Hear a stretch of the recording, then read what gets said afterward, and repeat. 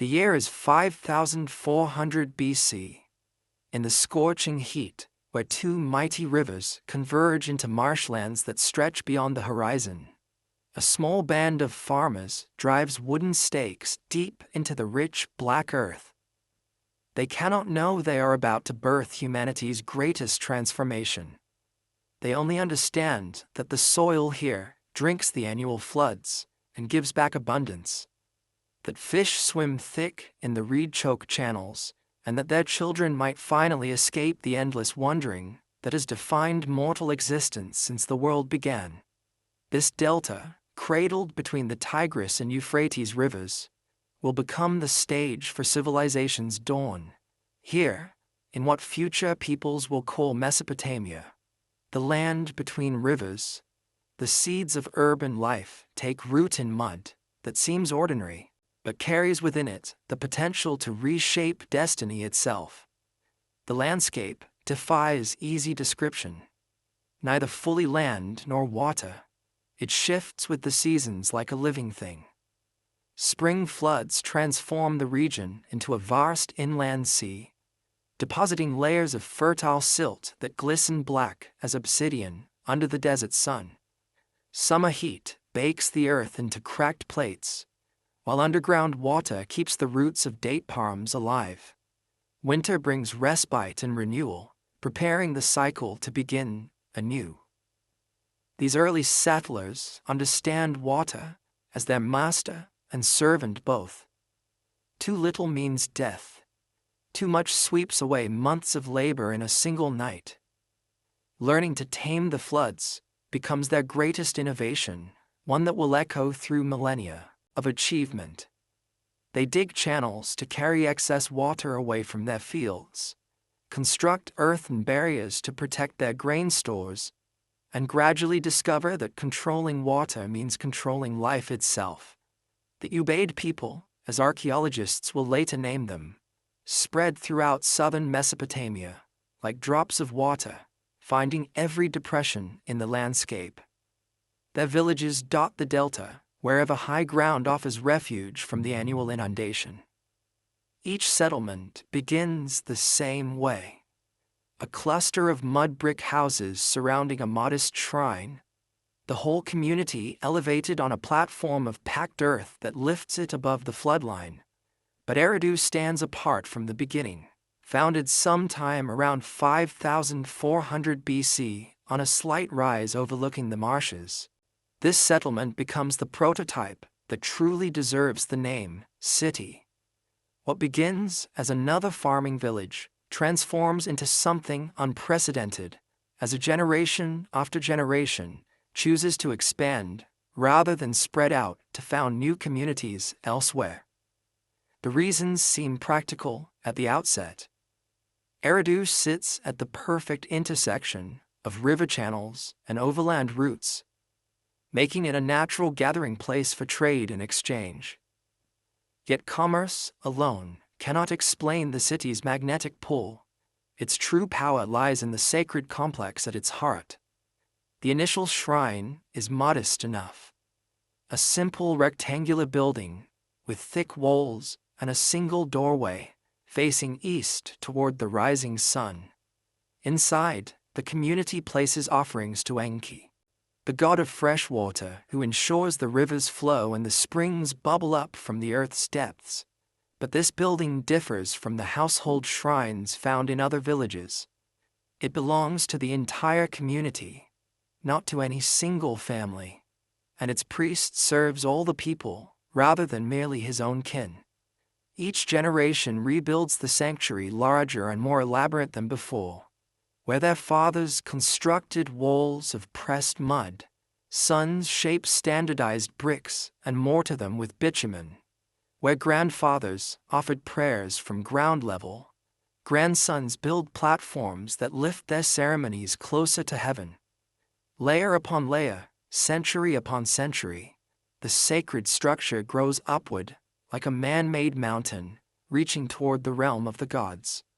By 4500 BC, Eridu's religious complex towers over the surrounding marshlands, its white-painted walls visible for miles throughout the flat delta.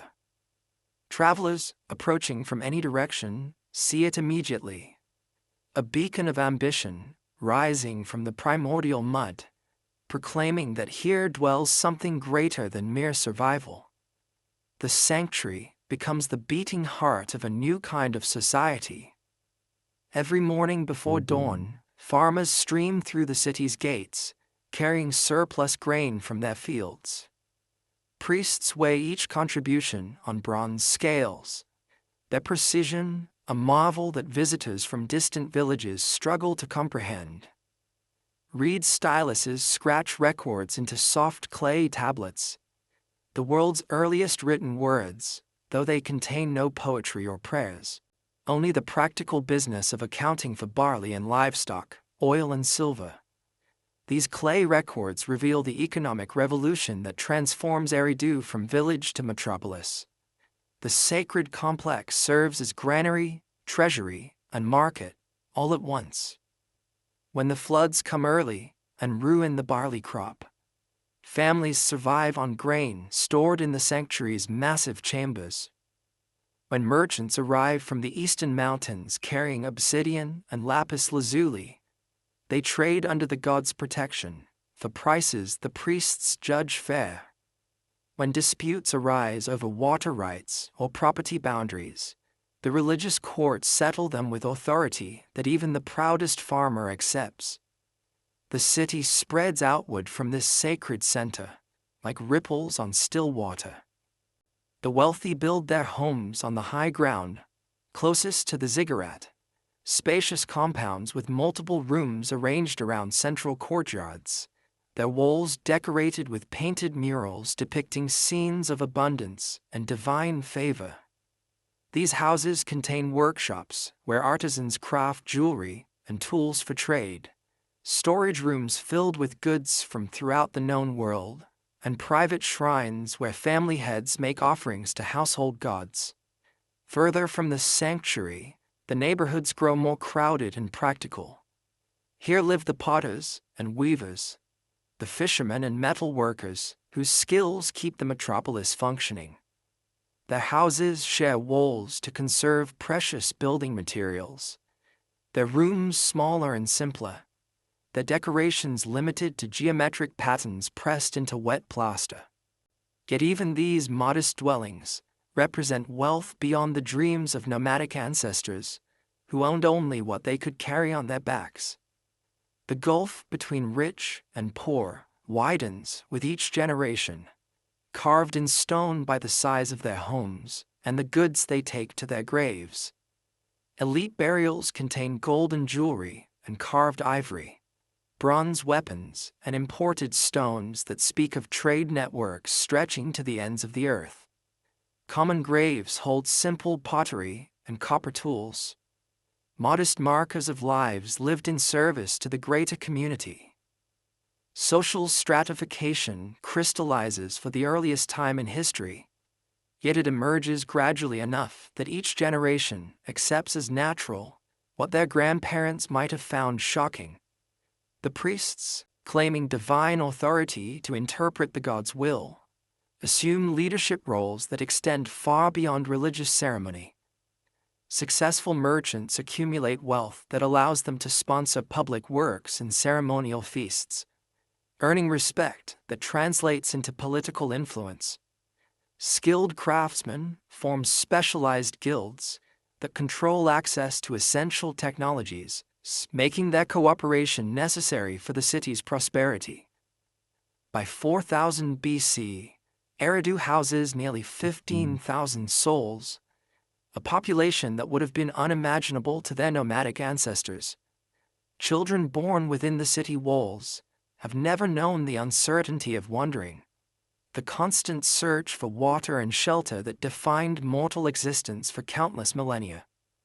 They take for granted wonders that great-grandparents could not have conceived, streets that lead to specific destinations, neighbors whose names and trades remain constant year after year, shops where desired goods can be found without traveling for weeks. This is no longer a village where everyone knows everyone else's business. Eridu has become something entirely new under the sun. A true metropolis, with all the possibilities and problems that urban life entails. The transformation spreads throughout southern Mesopotamia, as other communities attempt to replicate the city's success. Uruk rises on the banks of the Euphrates, dedicated to Inanna, goddess of love and war. Ur emerges near the river's mouth, honoring Nanna, the moon god who guides travelers through the darkness. Each settlement develops its own character and specializations, yet all follow the pattern established at the delta's edge.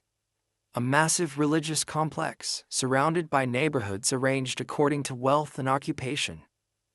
Competition between settlements drives innovation at an unprecedented pace. The invention of the potter's wheel revolutionizes ceramic production, allowing artisans to create vessels of startling uniformity and beauty. The development of bronze working transforms both agriculture and warfare, providing tools that last longer and cut deeper than anything their ancestors possessed. The domestication of donkeys and the invention of wheeled carts makes trade possible over distances that once required weeks of dangerous travel. But the greatest innovation is writing itself. What begins as simple marks pressed into clay to record economic transactions gradually evolves into something more sophisticated. By 3500 BC, Sumerian scribes have developed a system of wedge-shaped marks, cuneiform, that can represent not just concrete objects, but abstract concepts, actions, and relationships. The initial literature appears, not epic poems or religious hymns, but practical manuals for administration, legal codes for settling disputes, and mathematical texts for calculating areas and volumes. The scribal schools, or adubas, become centers of learning, where young men from wealthy families master the complex art of writing. These institutions preserve and transmit knowledge throughout generations, creating the foundation for all future scholarship. Students copy and recompile ancient texts, learning not just to write, but to think systematically about law, mathematics, astronomy, and theology. The Uruk period, spanning roughly from 4000 to 3100 BC, witnesses urbanization on a scale that transforms the entire character of civilization. Uruk itself grows to cover nearly 6 square kilometers, its population swelling to perhaps 50,000 inhabitants. The city's influence extends throughout Mesopotamia and beyond, as Uruk-style settlements appear in the region, and even into Anatolia and Iran. This expansion represents humanity's initial experiment with something approaching globalization. Uruk merchants established trading posts in distant lands, spreading Mesopotamian innovations while bringing back exotic materials that local craftsmen transform into luxury goods. The standardization of weights and measures facilitates commerce over vast distances. Common artistic motifs and architectural styles create a shared visual culture that spans from the Persian Gulf to the Mediterranean Sea. The Great Ziggurat of Uruk, reaching toward heaven with its staged terraces and monumental staircases, becomes the architectural symbol of this new age. Standing over 40 meters high, its white limestone casing gleaming in the desert sun, the massive structure proclaims ambition on a scale that dwarfs anything previously attempted. Pilgrims journey for weeks to offer prayers at its summit, carrying home stories of wonder that spread the fame of Mesopotamian civilization to the ends of the known world. Religious concepts evolve alongside urban growth, becoming more sophisticated as they must explain increasingly complex societies. The pantheon expands beyond local agricultural deities to include gods of war, justice, wisdom, and craftsmanship. Divine specialists who mirror the division of labor developing in the cities below. creation myths emerge that place mortals at the center of cosmic purpose, created by the gods to serve their needs through offerings and ritual observance. The concept of divine kingship begins to take shape as successful military leaders claim sacred authority to supplement their temporal power. These early rulers present themselves not as tyrants imposing their will through force, but as earthly representatives of divine order, chosen by the gods to maintain justice and prosperity for their people. The institution of monarchy, destined to dominate political organization for millennia, finds its earliest expression in the palace complexes that rise alongside ziggurats in Mesopotamian cities. Trade networks extend in every direction from the Mesopotamian heartland, carrying not just goods, but ideas over vast distances. Sumerian agricultural techniques spread north into the rain-fed regions of Syria and Anatolia. Mesopotamian metalworking influences developments in the Caucasus Mountains and the Iranian Plateau. The concept of writing itself migrates along trade routes, inspiring parallel developments in Egypt and the Indus Valley that will produce distinct but related literary traditions. Yet for all their innovations, these early Mesopotamians remain recognizably mortal in their hopes and fears. The literature they create reveals people concerned with the same fundamental questions that perplex every age. Why do good people suffer? What happens after death? How should we treat our neighbors? What do the gods require of mortals? The Epic of Gilgamesh, though not yet in its classic form, begins to take shape as storytellers weave together tales of the legendary king of Uruk, who seeks immortality but must accept the limitations of existence. These early versions of the epic express themes that will resonate throughout cultures in millennia: the value of friendship, the inevitability of loss, the search for meaning in a world that often seems arbitrary and cruel. As the 4th millennium BC draws to a close, the transformation is complete. The descendants of nomadic hunters and gatherers have created urban civilization, complete with monumental architecture, complex institutions, sophisticated technologies, and intellectual traditions that will endure for thousands of years. They have learned to live in communities of unprecedented size and complexity, developing systems of law, governance, and social organization that allow tens of thousands of people to coexist peacefully in concentrated settlements. The agricultural surplus that makes this transformation possible also creates new vulnerabilities, dependent on irrigation systems that require constant maintenance, vulnerable to droughts and floods that can destroy years of accumulated wealth in weeks. These early cities discover that civilization itself becomes a hostage to forces beyond mortal control. The same specialization that creates wealth also creates interdependence. Potters who cannot grow their own food, farmers who cannot make their own tools, priests who depend on others for everything except spiritual guidance. Competition between cities intensifies as populations grow and resources become scarce. What begins as peaceful trade gradually includes military expeditions to secure access to essential materials or to capture slaves who can perform the manual labor that urban life requires. The development of bronze weapons and organized military formations transforms warfare from ritualized combat between champions to systematic campaigns designed to destroy enemy capacity for resistance.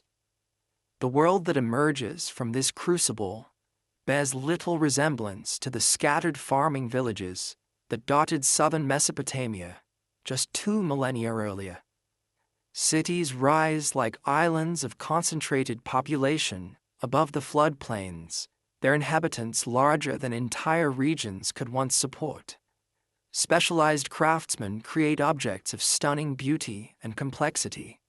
Merchants travel thousands of miles to acquire materials from distant lands. Scribes preserve knowledge in permanent form that can be transmitted through generations without change or loss. Most importantly, people have learned to conceive of themselves as participants in projects larger than individual lifespans. The ziggurat builders know they will not live to see their constructions completed, yet they labor with enthusiasm for achievements that will outlast their own mortality. Priests maintain rituals and preserve texts that connect their communities to sacred traditions, stretching back to the beginning of time. Kings proclaim laws and undertake public works designed to benefit subjects they will never meet, in kingdoms that will survive long after their deaths. This expansion of consciousness, the ability to think beyond immediate needs and individual lives, may be civilization's most profound innovation. It makes possible not just cities and writing systems, but art and science, lore and literature. All the achievements that distinguish culture from animal survival. The Sumerians who create the world's urban civilization cannot know they are establishing patterns that will influence development for thousands of years to come. They only know they have built something remarkable from the mud of the delta, something worthy of their children and their children's children. The age of wandering has ended. The age of cities has begun. Standing in the shadow of the great ziggurat as the fourth millennium draws to a close, watching merchants from distant lands conduct business in a dozen languages, while priests record transactions in the world's earliest written script, an observer might sense they are witnessing a hinge moment in the story of civilization. The future stretches ahead, full of possibilities that nomadic ancestors could never have imagined.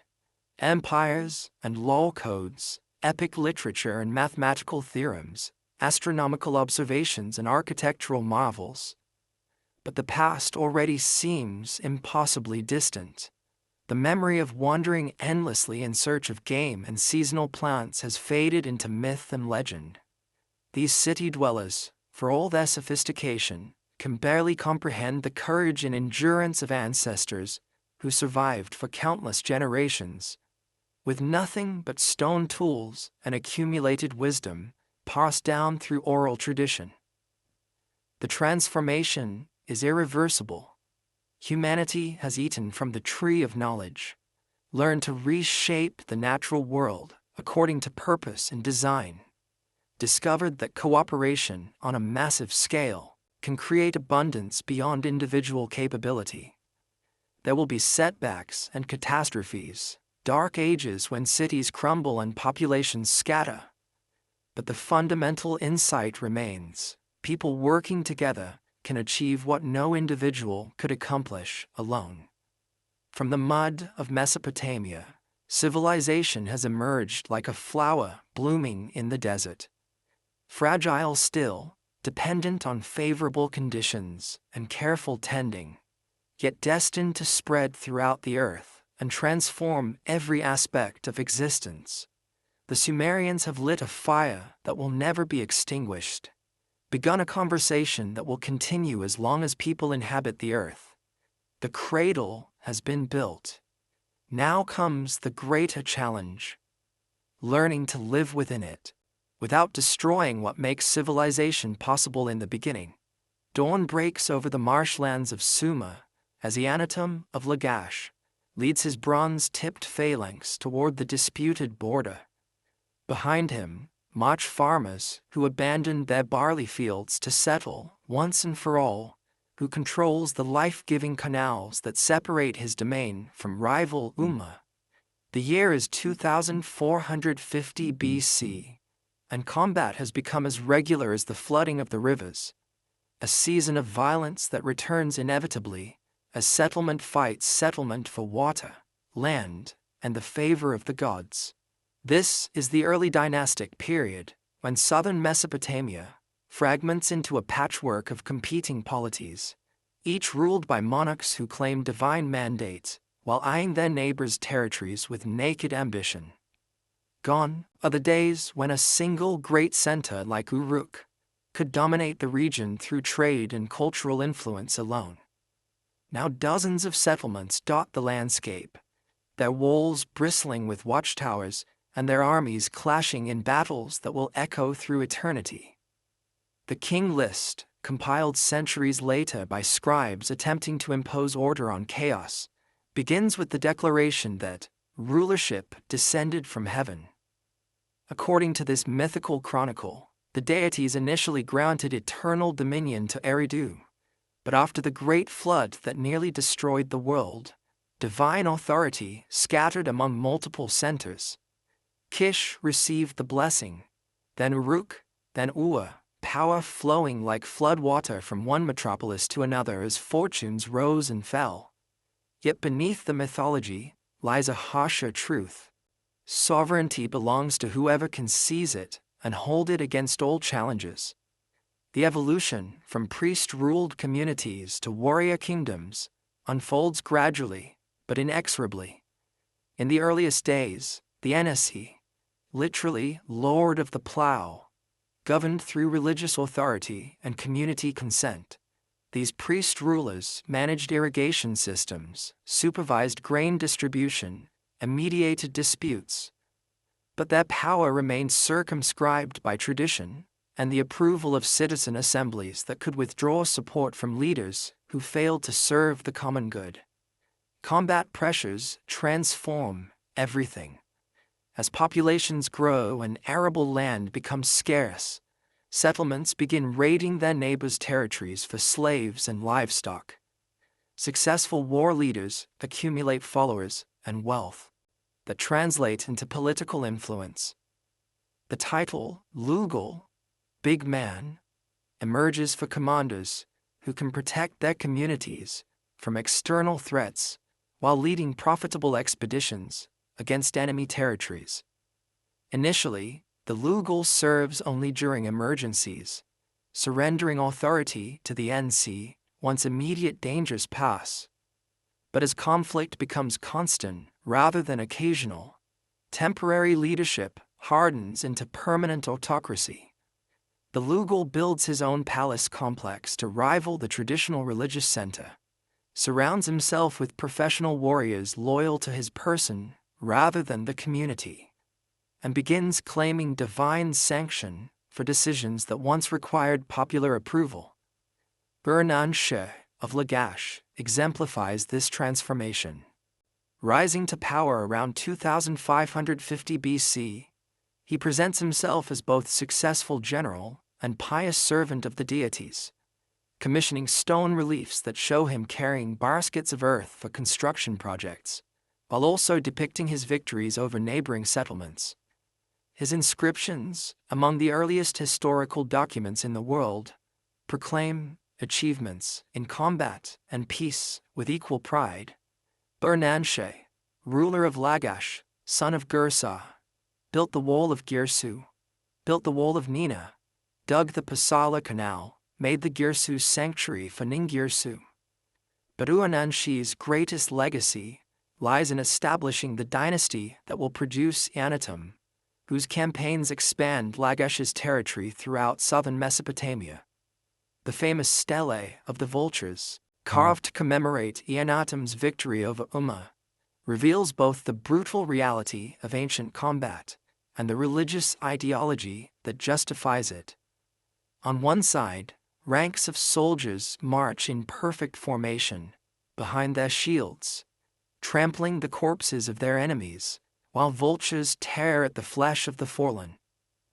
On the reverse, the gardening Girsu holds a net containing captured prisoners, emphasizing that this victory belongs ultimately to divine will rather than mortal strategy. The stele's inscription provides vivid details of ancient battle. Anatum, ruler of Lagash, granted strength by Enlil, nourished by Ninhursag, given the right scepter by Ningirsu, chosen by Nanshe, struck down Umma. He left 3,600 corpses. At the Antasura of Ningirsu, he left 60 soldiers of Umma. Such precise casualty figures reflect the systematic nature of record-keeping, but they also reveal the devastating scale of intercity conflict. These are not ritualized combats between champions, but battles of annihilation designed to cripple enemy capacity for resistance. The development of organized formations, tight phalanxes of spearmen protected by large rectangular shields, allows disciplined armies to overwhelm less organized opponents through superior tactics and equipment. Bronze weapons technology gives decisive advantages to polities that can afford to equip their warriors with metal-tipped spears and axes. The composite bow, constructed from wood, horn, and sinew, provides range and penetrating power that overwhelms traditional leather armor. Four-wheeled battle carts, drawn by donkeys and carrying a driver plus a warrior armed with javelins, serve as mobile command platforms and symbols of authority. Yet for all their innovations, rulers understand that lasting power requires more than battlefield success. Each monarch must also demonstrate divine favor through magnificent construction projects, elaborate religious ceremonies, and generous support for the priesthood that legitimizes autocratic rule. The palace and the ziggurat become partners in governance, secular and sacred authority reinforcing each other while competing for influence over the citizen body. The economic foundation of this political system rests on the institution that made urban civilization possible: the sanctuary economy. By 2500 BC, major religious complexes control vast agricultural estates, worked by dependent laborers who receive rations in exchange for their service. These sacred lands, theoretically belonging to each settlement's patron deity, provide the surplus that supports not only priests and religious personnel, but also the craftsmen, merchants, and administrators who keep complex urban societies functioning. Kanesh, the sanctuary administrator at Girsu, manages an economic empire that would challenge modern corporate executives. His records, preserved on thousands of cuneiform tablets, reveal the staggering complexity of religious operations. Herds of cattle and flocks of sheep numbered in the tens of thousands, fields planted with barley and emma wheat stretching across hundreds of acres, workshops producing textiles and leather goods for both local consumption and long-distance trade. The sanctuary of Ningirsu employs specialists whose job descriptions read like a catalog of urban occupations: fullers and dyers who process wool into finished cloth, metal workers who cast bronze tools and weapons, carpenters who construct everything from furniture to boats, brewers who transform barley into the beer that serves as daily wages for manual laborers. Each group maintains its own hierarchy of masters, journeymen, and apprentices, creating vertical social structures that cross-cut the horizontal divisions between rich and poor. Women play crucial roles in this sanctuary economy, though their activities often remain invisible in records written by male scribes. The Nardatu priestesses of Nippur control substantial property and conduct business on their own behalf, while female textile workers constitute the backbone of cloth production that generates much of the region's export wealth. The En priestess, highest religious authority in many settlements, wields power that rivals or exceeds that of secular leaders, particularly in matters relating to fertility, agriculture, and the annual sacred marriage ceremonies that ensure divine blessing for the community. These ritual marriages between political or priestly figures and representatives of major deities reflect the understanding that earthly authority must remain grounded in cosmic order. The ruler who fails to maintain proper relationships with the heavenly powers, who neglects required ceremonies, shows insufficient respect for traditional observances, or permits moral corruption to flourish in his domain, risks not only divine displeasure, but popular revolt by subjects who interpret natural disasters as evidence of leadership unfitness. The pantheon grows increasingly elaborate as urban societies develop more sophisticated governmental and economic institutions. En, the sky god, reigns supreme but remains distant from daily affairs. Enlil, lord of wind and storm, serves as executive authority who enforces divine decrees. Enki, master of wisdom and fresh water, provides the knowledge that makes civilization possible. Inanna, goddess of love and war, embodies the passions that both create and destroy societies. Each major settlement claims special relationship with particular deities who serve as divine patrons and protectors. Enlil dwells in Nippur, making that center the religious heart of Sumer, despite its relatively modest size and limited political power. Enki resides at Eridu, honoring the ancient settlement where urban life began. Inanna rules from Uruk, the great commercial metropolis, whose influence extends throughout the known world. These divine associations create religious obligations that transcend political boundaries. As pilgrims from every community journey to attend festivals and make offerings at sanctuaries controlled by their rivals, the standardization of weights and measures facilitates commerce between communities that might be at war politically but remain economically interdependent. The barley standard becomes the basic unit of value, with silver serving as a medium of exchange for high-value transactions. Interest rates on loans, recorded in countless business documents, stabilize around 20% annually for silver and 33% for grain, figures that suggest both the profitability of trade and the risks involved in commercial ventures. Long-distance commerce connects regional settlements to resources and markets extending from the Persian Gulf to Anatolia. Merchants traveling to Dilmun, modern Bahrain, bring back copper and precious stones from the Arabian Peninsula. Expeditions to Sargon, Oman, secure supplies of diorite and other hard stones used for sculpture and construction. Trade with Meluha, the Indus Valley, provides ivory, pearls, and exotic woods that demonstrate wealth and international connections. These commercial networks spread innovations throughout the ancient world, while bringing foreign influences into Mesopotamian settlements. The potter's wheel revolutionizes ceramic production across vast regions. Cuneiform writing adapts to record languages from Syria to Iran. Mesopotamian artistic motifs appear on objects found in archaeological sites thousands of miles from their place of origin. Yet cultural exchange flows in both directions. Local craftsmen incorporate techniques and designs learned from foreign artisans. Religious concepts evolve through contact with other theological traditions. Even the Epic of Gilgamesh, quintessentially Mesopotamian in its themes and setting, incorporates narrative elements that reflect influence from neighboring cultures.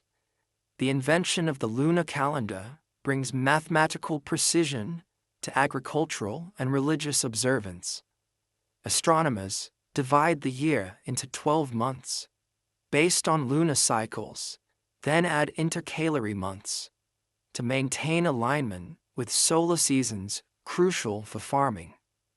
This calendar system, with its sophisticated understanding of astronomical relationships, influences timekeeping throughout the ancient world and provides the foundation for calendar systems still used today. Mathematical innovation extends far beyond practical computation.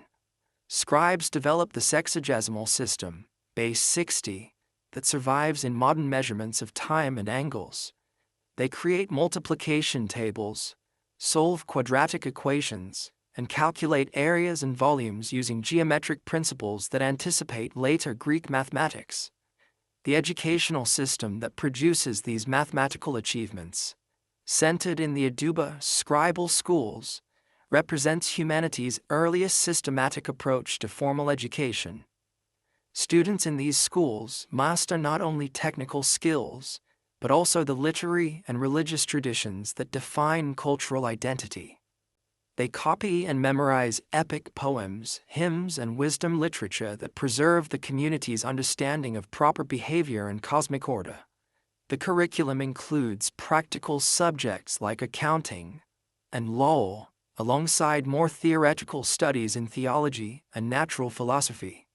The legal system that emerges from these educational institutions reflects sophisticated understanding of justice and social order. Although no complete law code survives from this period, thousands of legal documents reveal courts that handle everything, from property disputes to criminal cases. Judges weigh testimony, examine evidence, and render verdicts based on established precedents rather than arbitrary personal preference. Contracts for the sale of land, houses, and slaves demonstrate the development of private property concepts that distinguish these laws from earlier communal systems. Marriage agreements specify dowries, inheritance rights, and grounds for divorce with precision that suggests centuries of legal evolution. Adoption documents provide for children's welfare, while protecting adult interests in ways that balance individual rights against family obligations. The rise of professional warrior classes transforms both combat and society. No longer can every citizen farmer be expected to defend his community with agricultural tools converted to weapons. Successful armies require soldiers who train constantly, fight in disciplined formations, and remain loyal to commanders rather than local communities. These professionals must be equipped, fed, and housed by the larger society, creating new economic burdens that require either increased taxation or successful campaigns that pay for themselves through plunder and tribute. The famous Standard of Ur, discovered in the burial ground and dating to approximately 2600 BC, illustrates both the wealth generated by successful combat and the social stratification that victory creates. One side depicts scenes of conflict, soldiers in bronze helmets marching in formation, chariots trampling fallen enemies, prisoners being led away in defeat. The reverse shows scenes of peace, nobles feasting on fish and meat, while musicians provide entertainment, servants carrying abundant food and drink, prosperity flowing from triumph to civilian enjoyment. Yet the standard also reveals the human cost of constant conflict. The burials at Ur include not only the monarchs interred in the main chambers, but also dozens of attendants, soldiers, musicians, and servants who were killed to accompany their rulers into the afterlife. These mass human sacrifices, unique in the civilization, suggest that some leaders claimed divine status, so complete that their deaths required the destruction of entire households. The religious ideology that justifies such extremes draws on creation myths that place conflict at the heart of cosmic order. In this understanding, the deities themselves engage in constant struggle for supremacy, with younger powers overthrowing their elders through cunning and force. Mortals who imitate divine behavior through combat and conquest, thus participate in fundamental cosmic patterns rather than violating natural law. This theological framework provides legitimacy for expansion, while also imposing moral constraints on rulers who claim divine authorization. Monarchs must demonstrate not only strength, but also justice, wisdom, and piety. They must protect the weak, maintain religious observances, and ensure that their subjects prosper under protection. Failure to meet these obligations can result in divine punishment that manifests through defeat, natural disasters, or popular rebellion. The development of autocratic ideology reaches sophisticated expression in the literary works produced for palace audiences. Court poets compose hymns praising achievements while also establishing standards for proper conduct. Inscriptions proclaim victories and construction projects, while emphasizing the ruler's role as servant of the deities and protector of his people. These literary innovations culminate in the earliest versions of the Epic of Gilgamesh, which transforms the historical ruler of Uruk into a legendary hero whose adventures explore fundamental questions about human nature and divine justice. Though Gilgamesh possesses superhuman strength and achieves mighty deeds, he must ultimately accept the limitations that distinguish mortals from the divine. His friendship with Enkidu, his grief at his companion's death, and his futile quest for immortality express themes that transcend the specific context of this civilization. By 2400 BC, the system of competing polities has achieved remarkable stability despite constant conflict. No single power has proven capable of conquering and holding all the others, creating a balance that allows each community to maintain its independence while participating in the larger cultural sphere. Trade continues, even between enemies. Religious festivals draw pilgrims from hostile territories, and cultural innovations spread rapidly throughout the region. Yet this very success contains the seeds of transformation. The wealth generated by urban civilization, the technologies developed through constant conflict, and the administrative systems created to manage complex societies provide the tools that ambitious rulers will soon use to transcend the limitations of the fragmented system. The age of empires approaches, bringing both opportunities and dangers that will test whether this civilization can adapt to challenges that exceed anything it has previously faced. Lugalzagesi of Umma stands ready to attempt what no ruler has achieved before: the unification of all Sumer under a single crown. His success will demonstrate that the fragmented system has become obsolete, while his ultimate failure will reveal that independence faces threats more dangerous than traditional intercity conflict. The old world trembles on the edge of transformation. New powers rise in the north, where Semitic peoples learn local techniques while developing innovations of their own. The future belongs to empires rather than independent polities, to professional armies rather than citizen militias, to rulers who claim universal dominion rather than local authority. But for now, in this golden afternoon of civilization, the ancient settlements maintain their proud independence. Their walls stand strong, their deities receive proper honor, and their people prosper under the protection of leaders who balance ambition with tradition. The greatest achievements of the world's earliest urban culture lie ahead, awaiting the challenges that will either destroy or transform everything that has been built. In the darkness before dawn, the high priestess Enheduanna climbs the sacred steps of Ur's great ziggurat. Her bare feet whisper against stones worn smooth by countless pilgrims, while below her the sleeping metropolis spreads like a vast web of flickering oil lamps. The year is 2285 BC, and she carries within her mind the most profound questions that torment the mortal soul. Why do people suffer while the immortal realm endures in bliss? What meaning can finite beings find in an infinite cosmos? How should the living honor the dead who have passed beyond all earthly concerns? Tonight, as every night for the past decade, Enheduanna will stand before the statue of Nana, the moon god, and weave these eternal mysteries into words that transform ancient wisdom into living truth. She is humanity's first named author, the daughter of Sargon of Akkad. Yet her literary genius transcends politics and conquest. In her hymns and poems, the raw experiences of life, birth and death, love and loss, triumph and catastrophe, become windows into the very structure of reality itself. The worldview that emerges from these sacred texts reveals a cosmos both magnificent and terrifying in its complexity.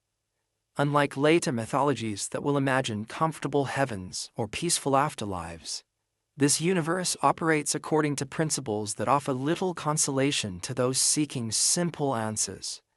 The immortal realm mirrors the mortal world in its capacity for violence, jealousy, and arbitrary cruelty, while also demonstrating powers of creation, wisdom, and justice that dwarf earthly understanding. At the summit of existence stands An, the distant Sky Father, whose authority encompasses all that exists yet, who rarely intervenes directly in worldly affairs, like a cosmic monarch ruling through appointed officials, and delegates immediate governance to subordinate deities who oversee specific domains within the universal order. This hierarchical structure reflects the political realities of society, while also providing theological explanations for the complexity and apparent contradictions of natural phenomena. Enlil, master of wind and storm, serves as An's chief executive, wielding the power to enforce celestial decrees through elemental forces that can either nourish or destroy communities. When crops flourish and rivers flow at optimal levels, mortals know they have earned Enlil's approval. When droughts parch the fields or floods sweep away entire settlements, they understand that immortal displeasure demands immediate attention through increased offerings, purification rituals, or changes in leadership that have somehow offended cosmic sensibilities. The theological sophistication of this system becomes apparent when comparing it to simpler religious frameworks that rely on single, all-powerful deities. By distributing heavenly authority among multiple specialized powers, this theology can account for the contradictory nature of existence. The same natural forces that bring life also bring death. The same passions that create beauty also generate destruction. The same political institutions that maintain order also enable oppression. Enki, the wise god of fresh water and knowledge, embodies these contradictions most clearly. As the deity who provides the irrigation that makes agriculture possible, he serves as mortality's greatest benefactor. Yet the myths also portray him as a cunning trickster, who sometimes defies the commands of higher authorities, saving people from destruction planned by other immortal powers, while also introducing new complications that require constant vigilance and adaptation. The famous tale of the Great Flood illustrates this theological complexity perfectly. When the assembly of deities decides to destroy civilization through a universal deluge, Enki secretly warns the hero, Ziusudra, later known as Utnapishtim in the Epic of Gilgamesh, to build an ark and preserve representatives of all living species. This act of celestial rebellion saves the world from total annihilation. Yet it also establishes a cosmic precedent that immortal will itself can be divided, that even eternal authorities disagree about proper treatment of mortal creatures.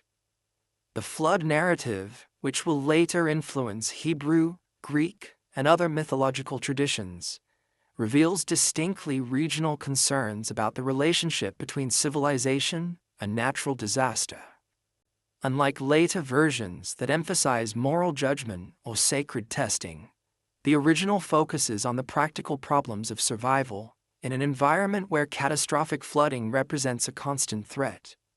Ziusudra succeeds not through exceptional virtue, but through superior technical knowledge. The ability to construct vessels capable of weathering storms that destroy conventional architecture. This emphasis on ingenuity as the key to survival reflects the pragmatic worldview of peoples who created urban civilization through constant struggle against environmental challenges.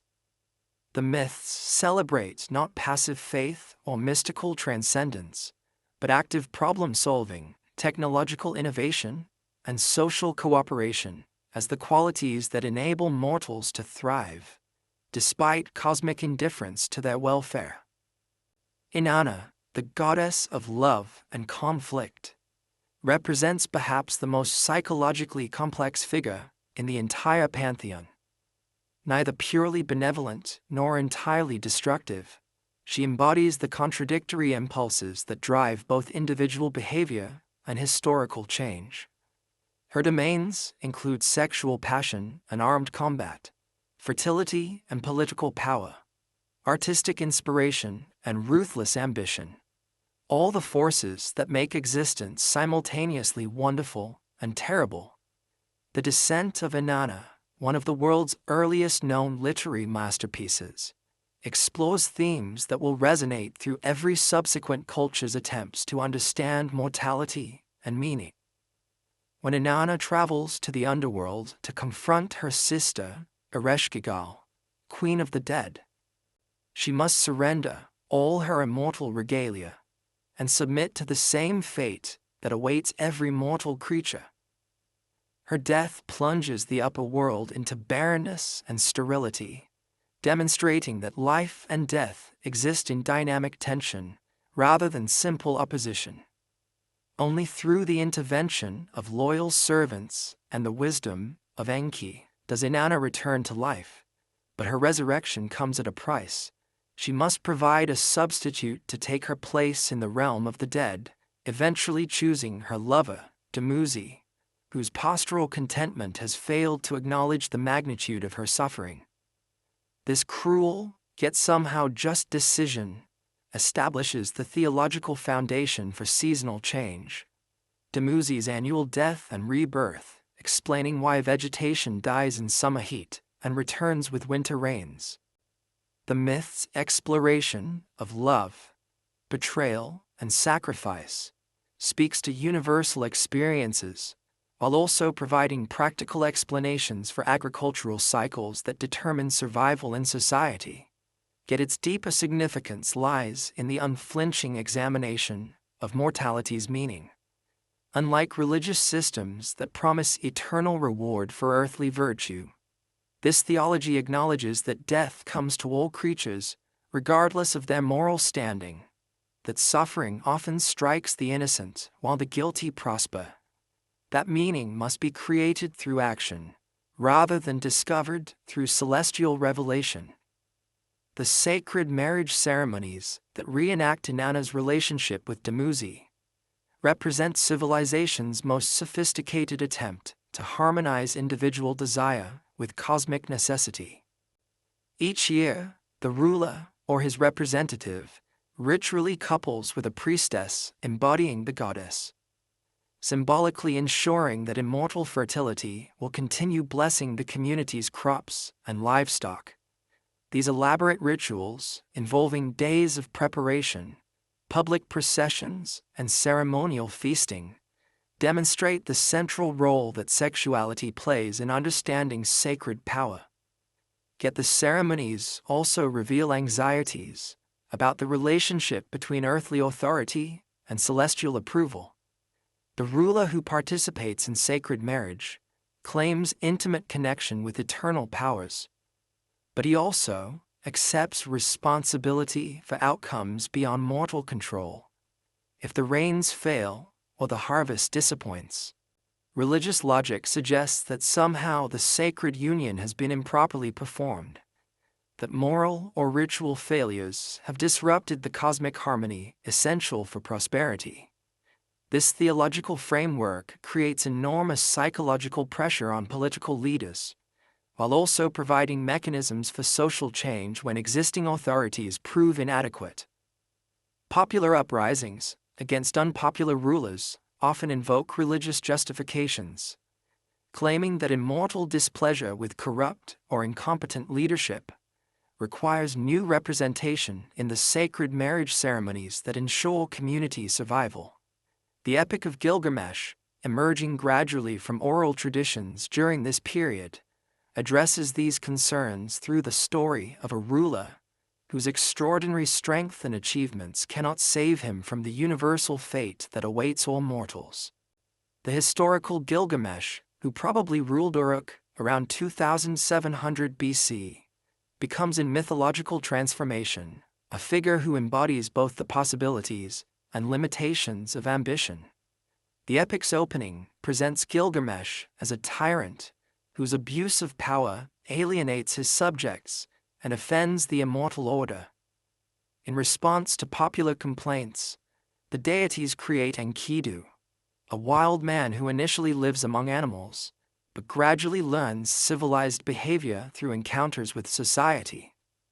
The friendship that develops between these contrasting figures, the over-civilized ruler and the barely domesticated wild man, explores fundamental questions about the relationship between nature and culture, individual desire and social responsibility. Their joint adventures, including the defeat of the monster Humbarba and the slaying of the Bull of Heaven, demonstrate that heroic achievement requires both raw strength and civilized skill, that the greatest accomplishments emerge from cooperation between complementary personalities rather than solitary effort. Yet these victories also generate celestial anger that ultimately leads to Enkidu's death, plunging Gilgamesh into grief that transforms his understanding of existence itself.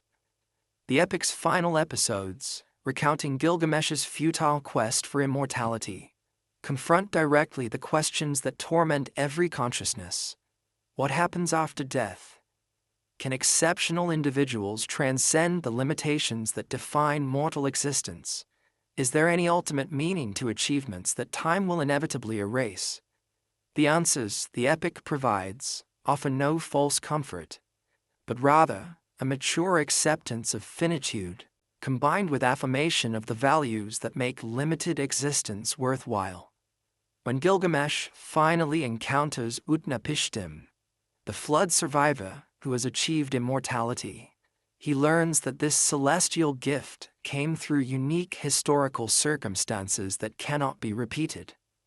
The secret of eternal life lies not in magical formulas or heroic deeds, but in accepting one's place within the larger cosmic order while making the most of opportunities that finite existence provides. The plant of youth that Gilgamesh briefly obtains slips from his grasp, stolen by a serpent while the hero bathes, symbolizing that renewal belongs to natural cycles rather than individual will.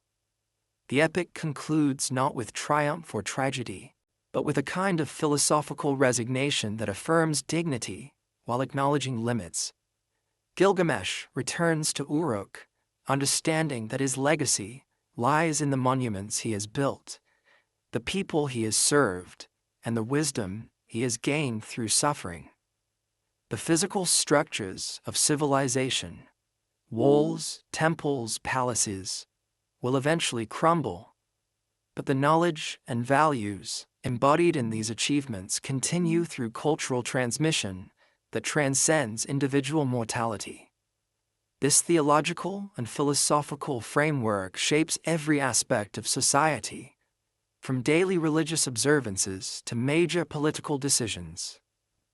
The concept of me, celestial ordinances that establish proper order in both cosmic and earthly affairs, provides the foundation for law codes, ethical principles, and social institutions that organize community life according to patterns believed to reflect universal truth. The me encompass everything from basic natural phenomena, sunrise and sunset, seasonal change, birth and death, to complex cultural achievements, writing, music, craftsmanship, governance. According to mythological accounts, Inanna steals these immortal ordinances from Enki and brings them to people, explaining both the source of civilized knowledge and the constant struggle required to maintain cultural achievements against forces of chaos and destruction. This myth of cultural transmission through celestial theft reflects sophisticated understanding of the relationship between creativity and cosmic order.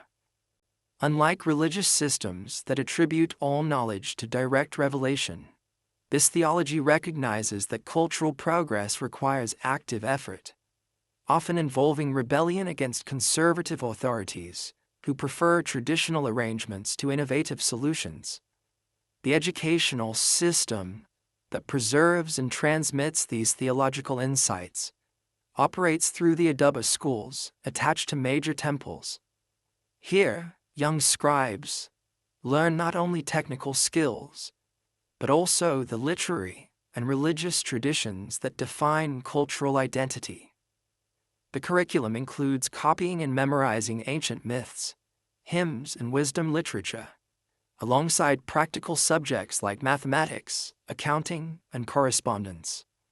These schools produce the intellectual elite who will serve as administrators, judges, priests, and teachers throughout society.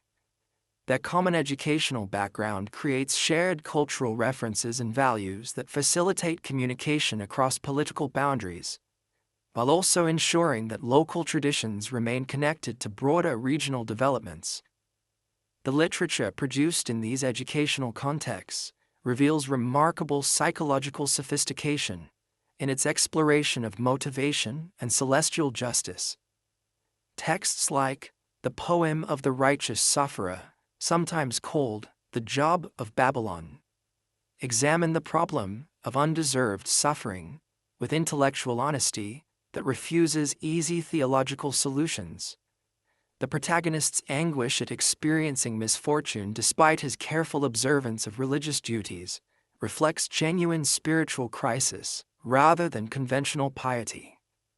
Yet the resolution offered emphasizes acceptance of immortal mystery rather than rational explanation. The sufferer's eventual restoration comes not through understanding why he suffered, but through renewed trust in cosmic justice that operates according to principles beyond mortal comprehension. This theological stance acknowledges the limits of earthly understanding, while maintaining faith in ultimate meaning and purpose. The wisdom literature that emerges from these traditions provides practical guidance for daily life, while also addressing philosophical questions about proper behavior. Proverbs and instructional texts offer advice about everything, from business ethics to family relationships, demonstrating that religious insight should influence practical decisions, rather than remaining confined to ceremonial contexts. These texts reveal a worldview that values moderation, prudence, and social harmony, while also recognizing that circumstances sometimes require decisive action that challenges conventional expectations. The ideal person combines religious devotion with practical competence, respects traditional authorities while thinking independently about particular problems, and maintains loyalty to community welfare while pursuing legitimate personal interests. As the third millennium draws to a close, this sophisticated theological and philosophical framework has created a remarkably stable cultural foundation that transcends political boundaries and conflicts. Peoples throughout the region and beyond share common mythological references, participate in similar religious observances, and operate according to ethical principles derived from the same ancient sources. Yet this very stability contains the seeds of future challenges. The theological system that explains and justifies existing social arrangements will be tested by historical developments that exceed its explanatory framework. New political realities, technologies, and cultural contacts will require theological innovations that maintain continuity with traditional wisdom while adapting to unprecedented circumstances. The rise of imperial powers, beginning with Lugalzagesi's brief unification and culminating in Sargon's Akkadian Empire, will force fundamental reconsideration of relationships between celestial authority and earthly power. Can traditional deities maintain their cosmic roles when their earthly representatives submit to foreign rulers? How should ancient theological principles adapt to imperial realities that transcend the city-state framework in which they originally developed? These questions will challenge the intellectual and spiritual resources of the civilization that has created the world's first systematic exploration of life's ultimate meaning. The answers that emerge will determine whether this culture can maintain its essential character while adapting to historical changes that threaten to overwhelm traditional institutions and values. Standing before the statue of Nana, as dawn breaks over the ancient metropolis, Enheduanna completes her midnight vigil with words that capture both the glory and fragility of achievement. Her hymns will survive the collapse of empires and the destruction of cities, carrying forward insights about mortality and meaning that speak to universal concerns. Yet she cannot know whether the civilization that has nurtured such wisdom possesses the adaptability necessary to survive the transformations that await it. The myths have been told, the meanings explored, the questions confronted with unflinching honesty. Now comes the test of whether these spiritual and intellectual achievements can guide civilization through challenges that will determine the survival of everything held sacred. The bronze-tipped spear pierces the morning air as Lugalzagesi of Umma surveys the battlefield, where his enemies lie scattered like broken reeds after a storm. Blood darkens the earth around the walls of Lagash, and smoke rises from the burning granaries that once fed his rivals' armies. The year is 2340 BC, and for the first time since the gods scattered kingship among the cities, one man stands poised to unite all of Sumer under a single crown. Behind him, warriors from a dozen conquered settlements kneel in homage to the ruler who has achieved what seemed impossible. Has surrendered its ancient independence. Uruk, the first among cities, acknowledges his supremacy. Even proud Nippur, sacred heart of the land, opens its gates to the conqueror, who claims dominion over 50 territories stretching from the Persian Gulf to the Syrian hills. Yet Lugalzagesi's triumph carries within it the seeds of its own destruction. In the northern city of Kish, a young Semitic official named Sharukin, the king is legitimate, watches these southern victories with calculating eyes. Soon, the world will know him by the name Sargon, and his revolution will transform not merely the territorial map of Mesopotamia, but the very nature of royal power itself. The rise of Lugalzagesi represents the logical culmination of centuries of intercity warfare that has gradually eliminated smaller players while concentrating force and economic resources in the hands of increasingly powerful rulers. Unlike previous conquerors who sought tribute or temporary dominance, the Lord of Umma pursues systematic annexation that dissolves traditional boundaries between victors and vanquished. His methods reveal sophisticated understanding of both battlefield strategy and governmental psychology. Rather than simply destroying defeated enemies, Lugalzagesi incorporates their armies into his own forces, their administrators into his bureaucracy, their gods into his religious ceremonies. The result is not conquest but transformation, the creation of something approaching a unified state that transcends the city-state system that has defined civilization since its beginning. The royal inscription that commemorates his achievements reads like a manifesto for territorial ambition. When Enlil, king of all lands, granted to Lugalzagesi the kingship of the nation, made all lands bow down before him, from the sunrise to the sunset. Then he made straight his path from the lower sea, along the Tigris and Euphrates to the upper sea. From the sunrise to the sunset, Enlil permitted him no rival. This grandiose language masks practical innovations that make unprecedented territorial control possible. Lugalzagesi's administration relies on professional bureaucrats rather than local nobles, standardized legal codes rather than traditional customs, centralized resource allocation rather than autonomous city-state economies. For the first time, merchants can travel from the Persian Gulf to Anatolia under the protection of a single sovereign who guarantees safe passage and uniform commercial regulations. Yet the very scope of these achievements creates vulnerabilities that more traditional rulers avoid. The logistics of controlling territory, stretching across hundreds of miles, strain administrative capabilities that evolve to manage single urban centers. Communication delays mean that provincial unrest can spread unchecked, while central authorities remain ignorant of developing crises. Most dangerously, expansion brings contact with peoples who possess combat technologies and organizational methods that challenge conventional assumptions about warfare and governance. Among these potential threats, none appears more innocuous than the Semitic populations scattered throughout northern Mesopotamia and Syria. Unlike the urbanized Southerners, these groups maintain semi-nomadic lifestyles that emphasize mobility and tribal loyalty over territorial control and institutional command. Their languages belong to a different family entirely. Their religious practices focus on different deities, and their social organization operates according to principles that seem primitive compared to the sophisticated bureaucracies of southern cities. Yet appearances deceive.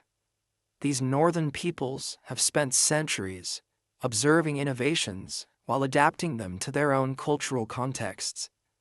They understand cuneiform writing, bronze metallurgy, and agricultural techniques, but they have also preserved combat traditions that urbanized populations have largely abandoned.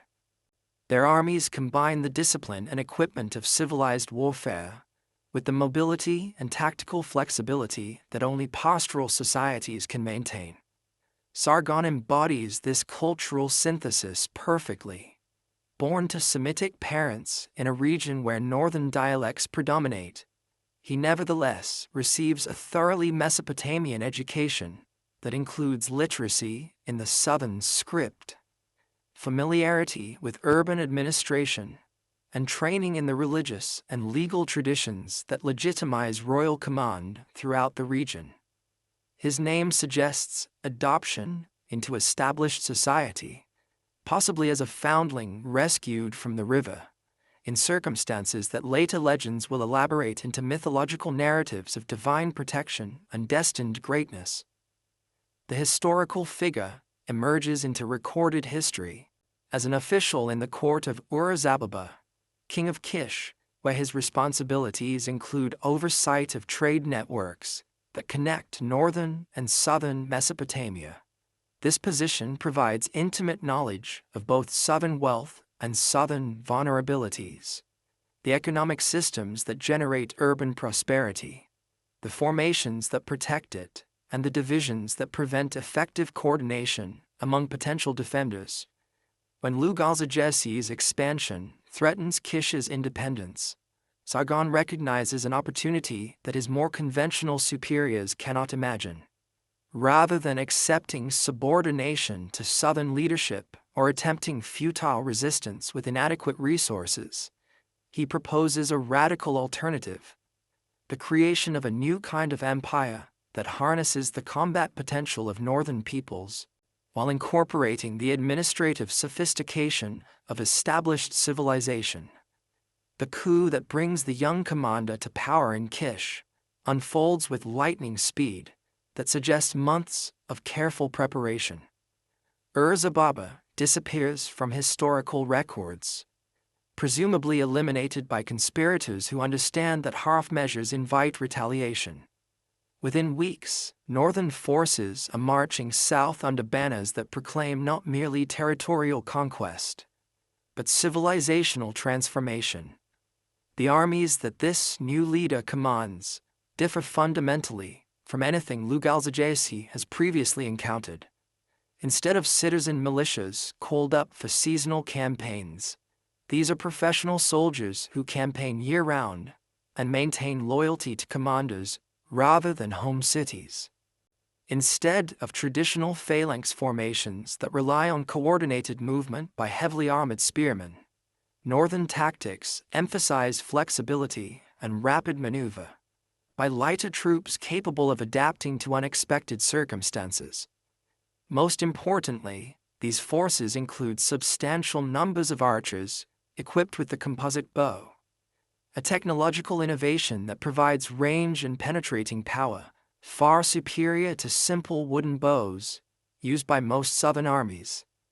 These weapons, requiring specialized training to use effectively, give northern forces decisive advantages in open field engagements, where traditional close combat tactics prove inadequate.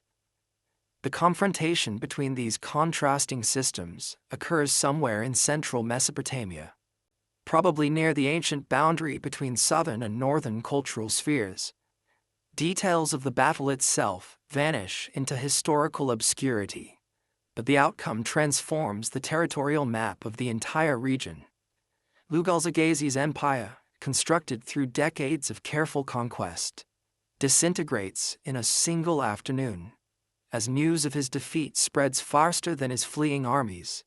Yet Sargon's victory proves to be only the beginning of a career that will extend northern dominion far beyond anything Lugalzagesi imagined possible. The new emperor possesses not merely superior tactical methods, but also strategic vision that encompasses geographical and cultural horizons that dwarf those of traditional Mesopotamian rulers. Within 5 years of his initial triumph, these forces reach the Mediterranean Sea, establishing tributary relationships with cities whose names appear in cuneiform records for the first time. Expeditions into Anatolia secure access to silver mines and timber resources that Mesopotamian civilization has always required, but never directly controlled. Campaigns into the Zagros Mountains establish dominion over trade routes that connect Mesopotamia to the Iranian Plateau and Central Asian networks beyond. The speed and scope of these conquests reflect not merely tactical superiority, but also the attraction that northern rule holds for populations who have suffered under traditional methods. Unlike previous conquerors who extracted tribute while leaving local power structures intact, Sargon offers incorporation into a larger system that provides opportunities for advancement, protection from external threats, and access to commercial networks that span the known world. This policy of inclusive expansion proves particularly appealing to merchant classes throughout the region, who discover that unified rule facilitates trade on a scale previously impossible. Standardized weights and measures eliminate the confusion that hampers commercial transactions between different regions. Common legal codes reduce the risks associated with long-distance commerce. Most importantly, central protection extends to trade routes that individual cities could never secure independently. The administrative system that makes this vast empire manageable represents perhaps Sargon's most significant innovation. Rather than attempting to govern directly from his capital, he creates a network of provincial administrators who possess delegated command to handle local affairs while remaining accountable to central oversight. These officials, drawn from both northern and local populations, receive training in bureaucratic methods while maintaining familiarity with regional customs and languages. Communication between the capital and distant provinces relies on an efficient messenger service that can carry urgent dispatches across hundreds of miles in a matter of days. Official correspondence, conducted in both southern and northern scripts, creates documentary records that allow central administrators to monitor provincial activities while providing legal protection for local populations against bureaucratic abuse. Yet the most revolutionary aspect of this system lies in its approach to cultural and religious diversity. Unlike traditional Mesopotamian rulers, who assert the supremacy of their patron deities, the northern emperor presents himself as servant to all the gods worshipped throughout his territories. His royal inscriptions invoke southern deities alongside northern ones. His public ceremonies incorporate religious traditions from conquered territories, and his temple-building projects honor local sacred sites, while constructing new monuments to unified rule. This religious syncretism reflects practical calculation as much as personal conviction.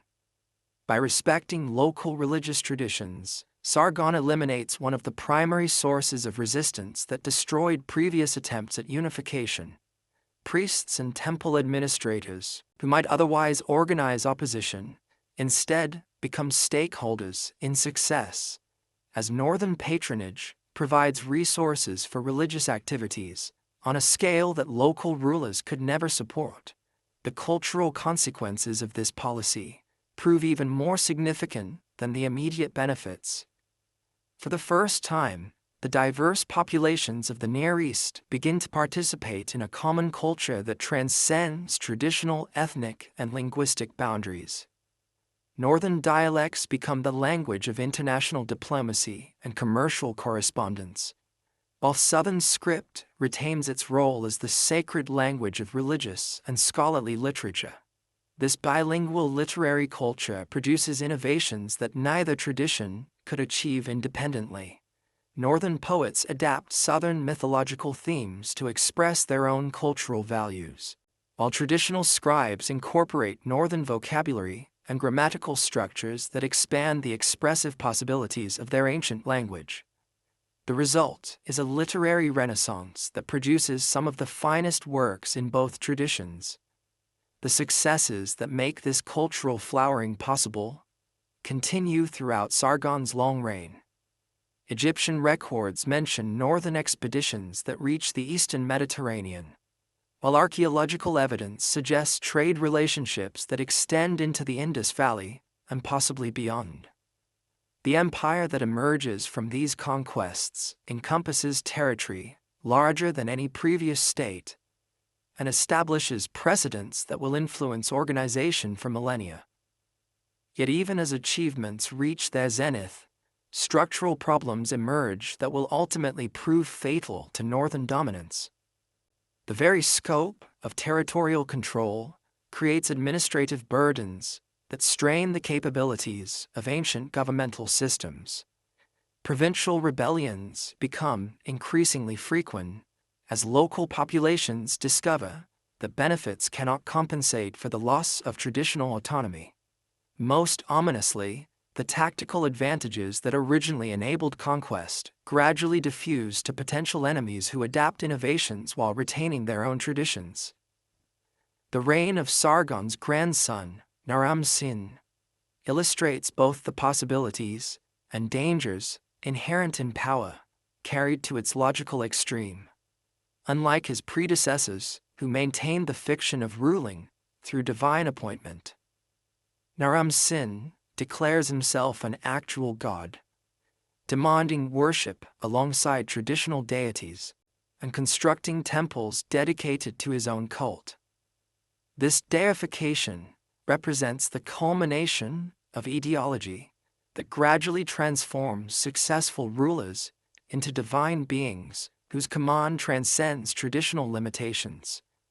Naram-Sin's inscriptions describe campaigns conducted not merely for territorial gain or commercial advantage, but for cosmic purposes that involve the fundamental structure of universal order.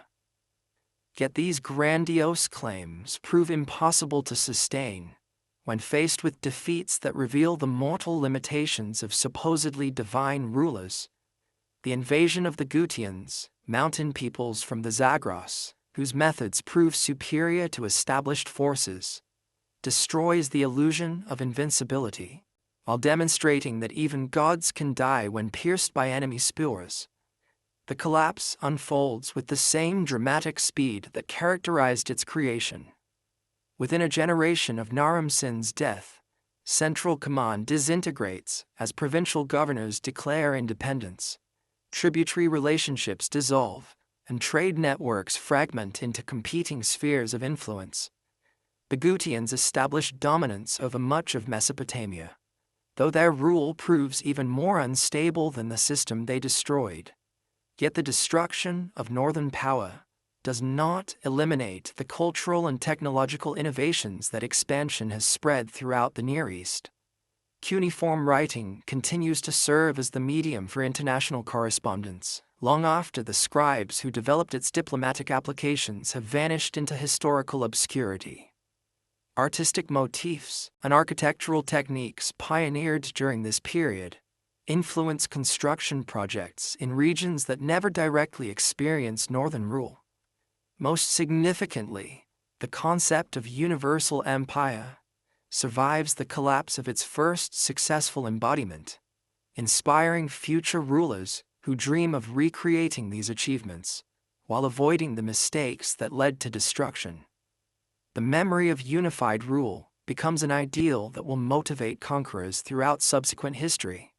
From the Neo-Assyrian emperors, who will reunify Mesopotamia 7 centuries later, to Alexander the Great's vision of a world empire that synthesizes Greek and Oriental traditions.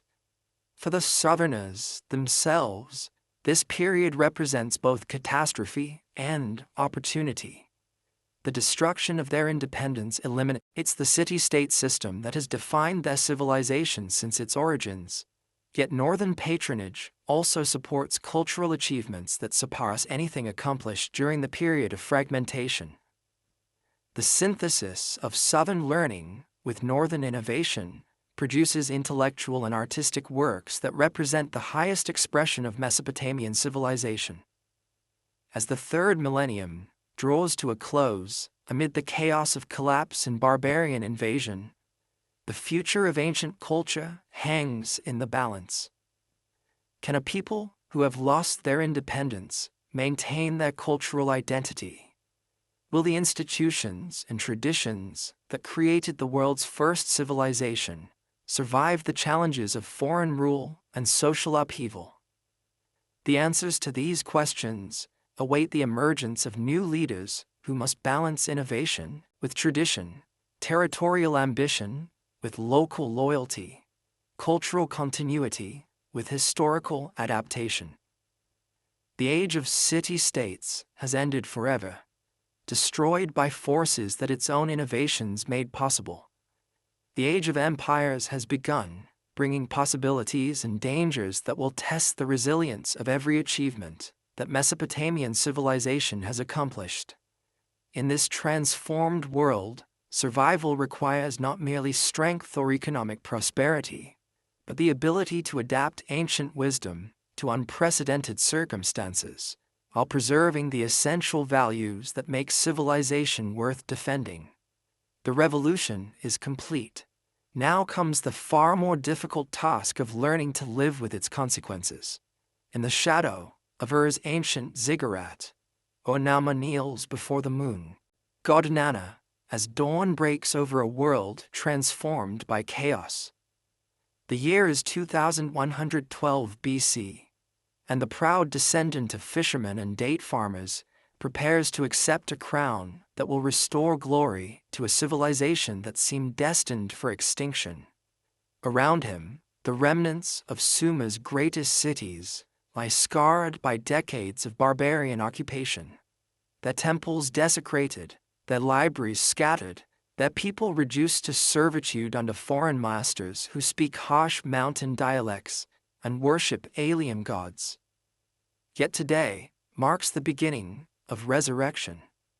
The Gutian warlords who carved up the corpse of the Northern Empire have grown complacent in their stolen palaces, their tribal feuds creating opportunities that patient observers have been waiting generations to exploit. Ur-Nama has spent 20 years building alliances among the scattered nobility of the South, learning the lessons of previous failures while preparing for the moment when united action might restore independence to the land between the rivers. The Gutian collapse unfolds with startling swiftness once the first blow falls. These mountain warriors, formidable in conquest, proving capable of governing the complex urban societies they have dominated through fear alone. Their kings squabble over tribute rights while their followers drift back to highland strongholds, leaving administrative chaos in territories that require constant attention to irrigation systems, trade networks, and religious observances that maintain social order. Ur-Nama strikes when Gutian attention focuses on internecine warfare in the Northern Territories. His forces, disciplined veterans trained in traditional formations, but equipped with innovations learned during the occupation, sweep through the southern cities like floodwater, breaking through weakened dikes. Within 6 months, the banners of Ur fly over settlements that have not known native rule for nearly a century. Yet military victory represents only the beginning of challenges that will determine whether this restoration proves permanent or merely another cycle in the endless alternation between order and chaos that has characterized Mesopotamian history. Ur-Nama understands that lasting success requires more than battlefield triumph. It demands the reconstruction of institutions, traditions, and cultural achievements that foreign occupation has damaged or destroyed. The new monarch's first priority involves restoring the irrigation systems that make urban civilization possible in this arid landscape. Decades of neglect under barbarian rule have allowed canals to silt up, dikes to crumble, and regulatory mechanisms to fall into disrepair. Without immediate attention to hydraulic infrastructure, even the most brilliant cultural renaissance will collapse when the next drought reduces agricultural productivity below subsistence levels. The massive public works projects that Ur-Nama initiates dwarf anything attempted by previous rulers in their scope and sophistication. Teams of engineers survey hundreds of miles of waterways, calculating optimal gradients and designing distribution systems that will serve both agricultural and urban needs. Thousands of laborers, volunteers, conscripts, and purchased captives dig new channels while repairing ancient ones according to specifications that reflect centuries of accumulated hydraulic knowledge. These construction projects serve multiple purposes beyond their immediate practical benefits. They provide employment for populations displaced by years of warfare and occupation, creating economic stability that allows normal social relationships to resume. They demonstrate royal commitment to public welfare, rather than merely personal aggrandizement, building popular support for the restored dynasty.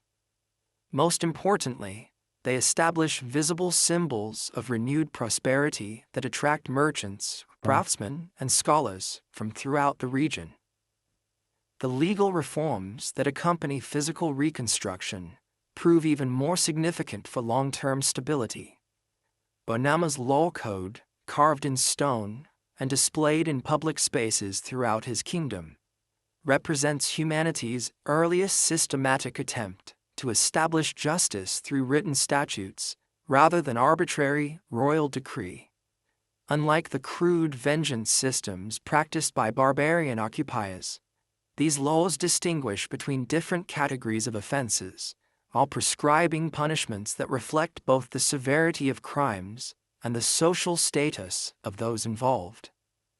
The code's preamble reveals sophisticated understanding of the relationship between legal order and divine approval. After An and Enlil had turned over the kingship of Ur to Nana, at that time I, Ur-Nama, son born of Ninsun, for my beloved mother who bore me, in accordance with his true word, did build the temple of Enlil in Nippur. I built the wall of Ur. I restored the ways of the land in equity. This language emphasizes that royal lawgiving serves cosmic purposes rather than merely human convenience. By establishing justice according to divine principles, the monarch ensures that earthly society reflects heavenly order, creating stability that transcends the limitations of individual rulers or particular historical circumstances. The specific provisions of the code reveal remarkable sophistication in their treatment of economic relationships, family obligations, and social hierarchy. Commercial regulations protect both merchants and customers from fraud, while establishing standardized procedures for conducting business transactions. Marriage and inheritance laws balance individual rights against family interests, while providing mechanisms for resolving disputes that might otherwise fragment communities. Criminal statutes distinguish between intentional and accidental offenses, while recognizing that different social classes merit different treatment under law. Perhaps most remarkably, the code establishes monetary compensation rather than physical retribution as the preferred remedy for most offenses. Unlike the eye for an eye principle that will characterize later legal systems, Ur-Namma's statutes emphasize restoration over revenge. Recognizing that community welfare benefits more from restitution than from additional violence that merely perpetuates cycles of conflict, these legal innovations prove particularly important for governing the multi-ethnic population that characterizes the Third Society. Decades of foreign occupation have created complex relationships between native populations, assimilated barbarians, imported slaves, and immigrant communities attracted by economic opportunities. Traditional tribal justice systems cannot handle disputes that cross ethnic boundaries, while royal arbitrary decisions create precedents that may prove impossible to sustain consistently. Written law codes provide solutions that transcend cultural differences while maintaining enough flexibility to adapt to local circumstances. Provincial administrators can resolve disputes according to established principles rather than personal preference, creating predictable legal environments that encourage commercial investment and population settlement. Appeals to higher courts ensure that local prejudices cannot completely override royal intentions, while acknowledging regional variations in custom and practice. The administrative system that implements these legal reforms represents perhaps Ur-Namma's most enduring innovation. Rather than relying on traditional noble families, whose loyalty may prove unreliable, the restored monarchy creates a professional bureaucracy recruited through examination systems that test competence rather than inherited status. These officials receive training in law, mathematics, record-keeping, and religious observance that prepares them for responsibilities that span both secular and sacred domains. The educational institutions that produce this administrative elite undergo complete reconstruction during the early years of restoration. Scribal schools that survived barbarian occupation as underground institutions emerged to establish curricula that combine traditional learning with practical skills needed for governing complex societies. Students master not only the classical texts that preserve ancient wisdom, but also contemporary techniques for surveying land, calculating taxes, managing warehouses, and conducting diplomatic correspondence. This educational renaissance produces literary and scholarly achievements that surpass even the greatest accomplishments of earlier periods. Scribes working in palace and temple scriptoria collect, edit, and preserve texts that might otherwise vanish into historical obscurity. Their efforts create standardized versions of ancient myths, hymns, and epic poems that establish canonical forms for literary works that will influence writing throughout the ancient world.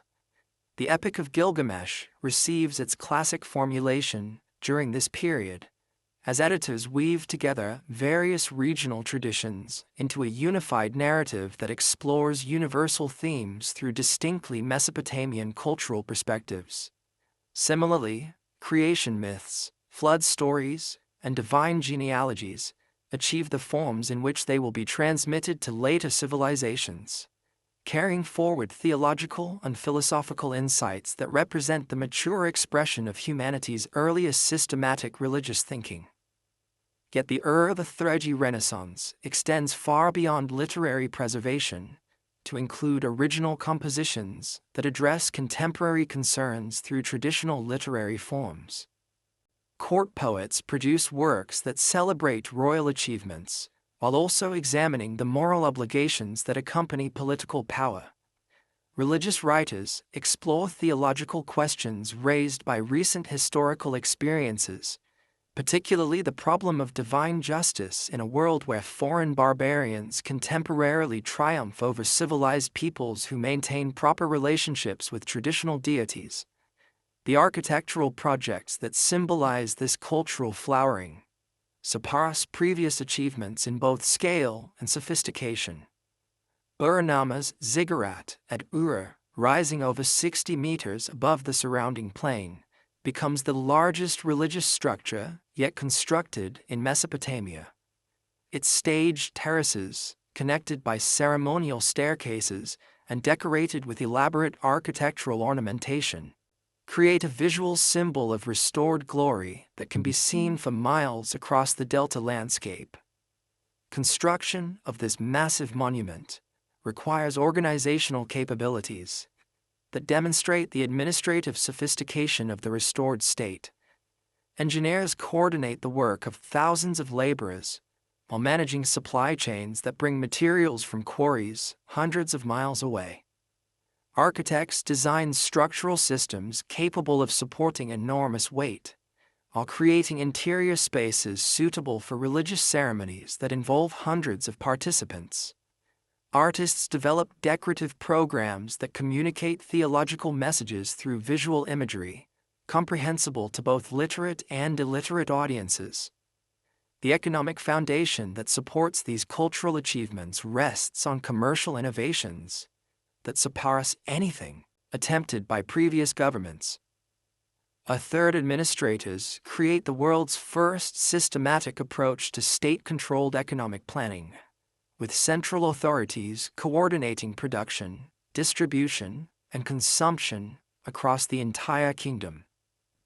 This system, revealed through tens of thousands of cuneiform tablets discovered in palace and temple archives, demonstrates organizational complexity that rivals modern corporate structures in its scope and sophistication. The famous redistribution center at Drehem illustrates the scale and efficiency of this planned economy.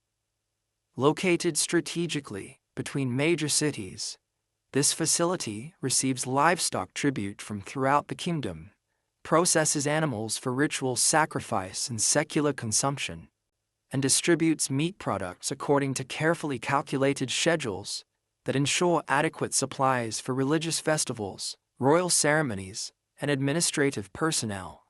Records show that Drehem handles hundreds of thousands of cattle, sheep, and goats annually, requiring logistical coordination that involves transportation, storage, processing, and distribution operations spanning the entire agricultural calendar. Similar centralized management extends to other economic sectors. Textile production, metalworking, pottery manufacture, and agricultural processing operate according to state plans that allocate resources, assign quotas, and distribute finished products based on governmental priorities rather than market mechanisms. This system eliminates the inefficiencies and inequalities that characterize purely commercial economies, while ensuring that essential goods remain available even during periods of environmental stress or external threat. Yet the very success of this planned economy creates vulnerabilities that will ultimately contribute to the dynasty's collapse. The administrative burden of managing such complex systems strains governmental capabilities, particularly when external pressures reduce available resources or disrupt transportation networks. More fundamentally, the system's dependence on central coordination makes the entire kingdom vulnerable to leadership failures or communication breakdowns that might have only local effects in more decentralized economies. The reign of Ur-Namma's son, Shulgi, illustrates both the possibilities and limitations inherent in this approach to governance. Ascending the throne in 2094 BC, Shulgi inherits a kingdom that has achieved remarkable stability and prosperity under his father's reforms. His 48-year reign witnesses the culmination of the cultural and economic achievements that define the Urda Thray Renaissance. Yet it also reveals structural problems that will prove impossible to resolve within existing institutional frameworks. Shulgi's early years focus on consolidating and extending his father's innovations, rather than introducing fundamental changes to governmental systems that appear to function effectively. He completes major construction projects begun during the previous reign, while initiating new ones that demonstrate royal commitment to public welfare and divine service. His road-building programs create the first systematic transportation network in history, with maintained highways connecting major cities and way stations, providing security and supply services for official travelers. These infrastructure improvements facilitate commercial growth that exceeds all previous achievements. Merchants can travel safely between distant markets while carrying larger quantities of goods than ever before possible. Standardized weights, measures, and currency systems eliminate confusion that hampered earlier trade relationships.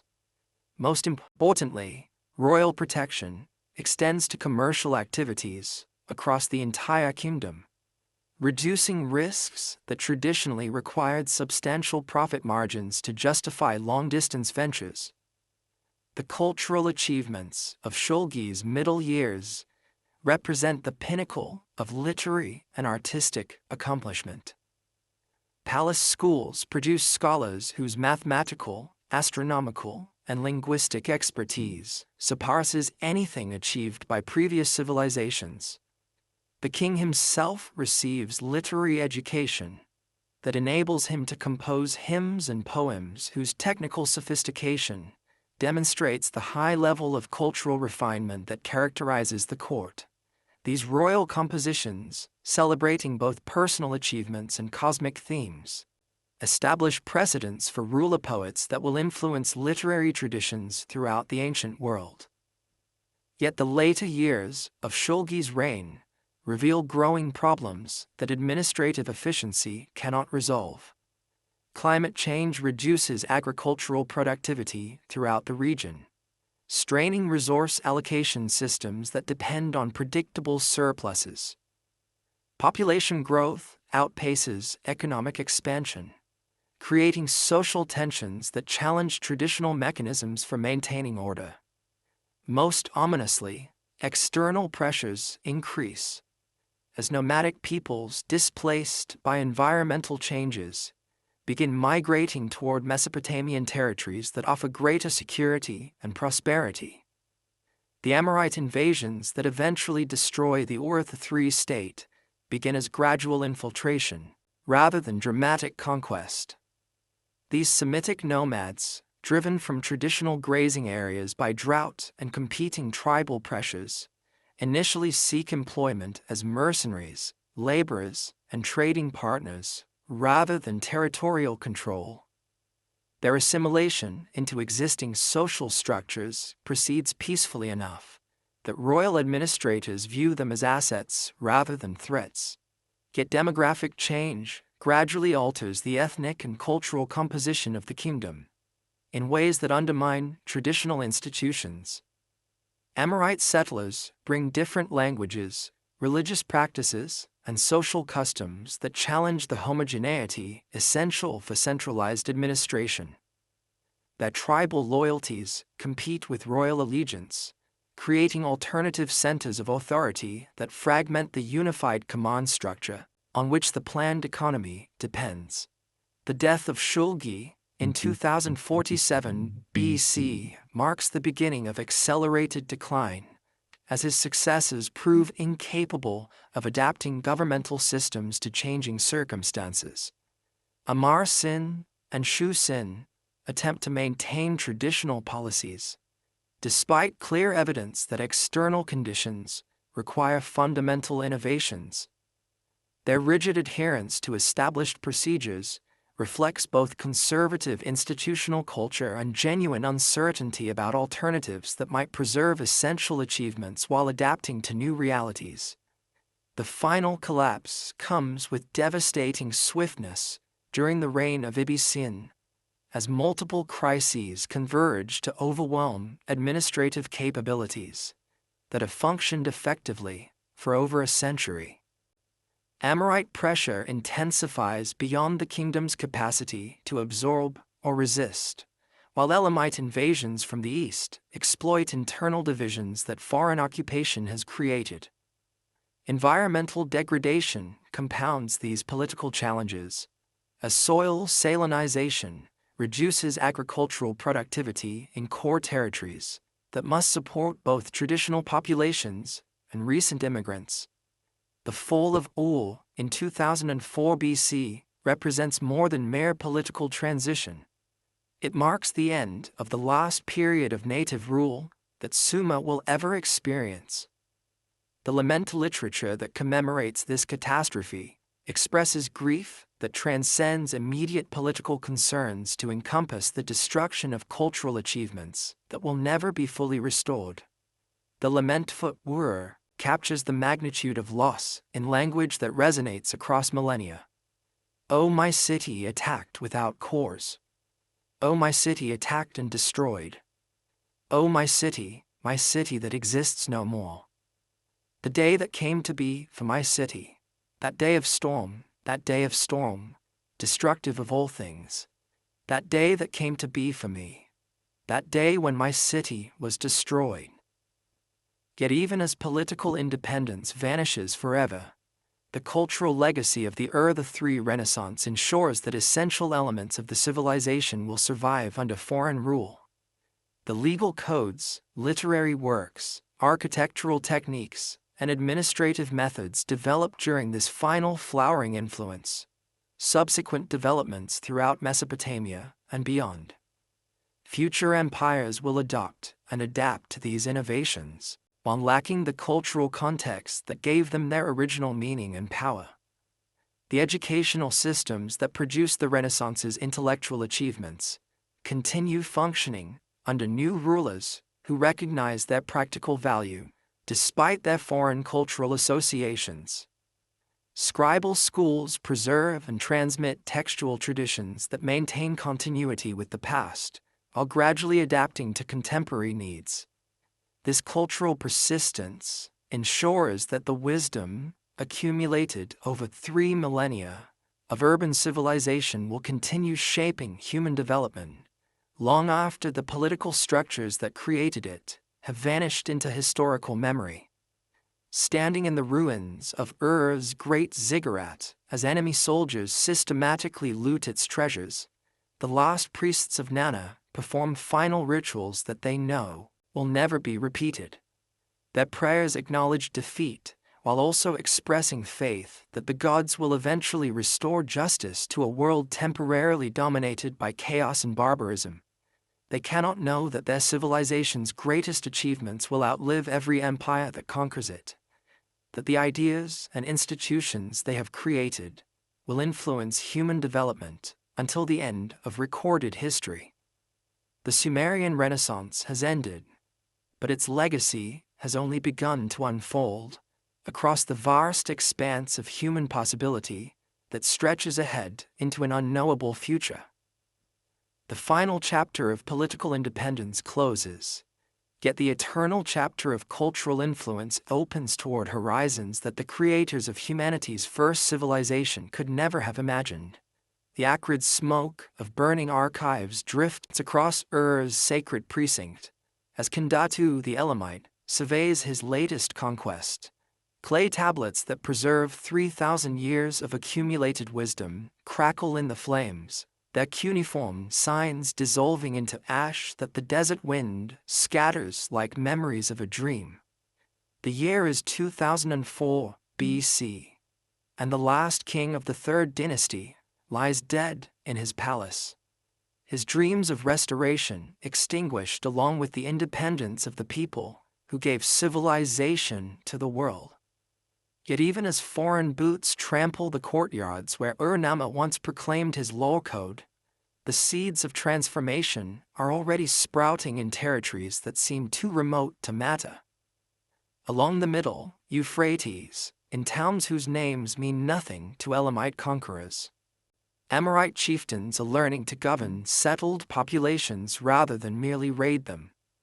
These desert nomads, dismissed as barbarians by the sophisticated administrators of fallen Ur, carry within their tribal memories the organizational skills and adaptive intelligence that will reshape civilization according to new patterns.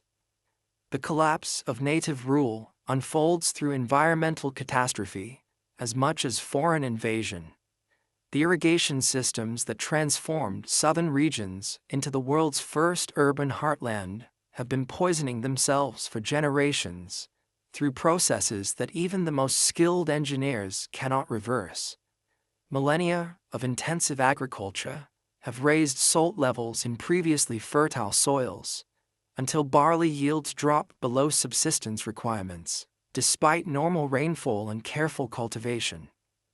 The technical term that modern scientists use, salinization, cannot capture the human tragedy that unfolds as farming communities watch their ancestral fields turn white with mineral deposits that make plant growth impossible.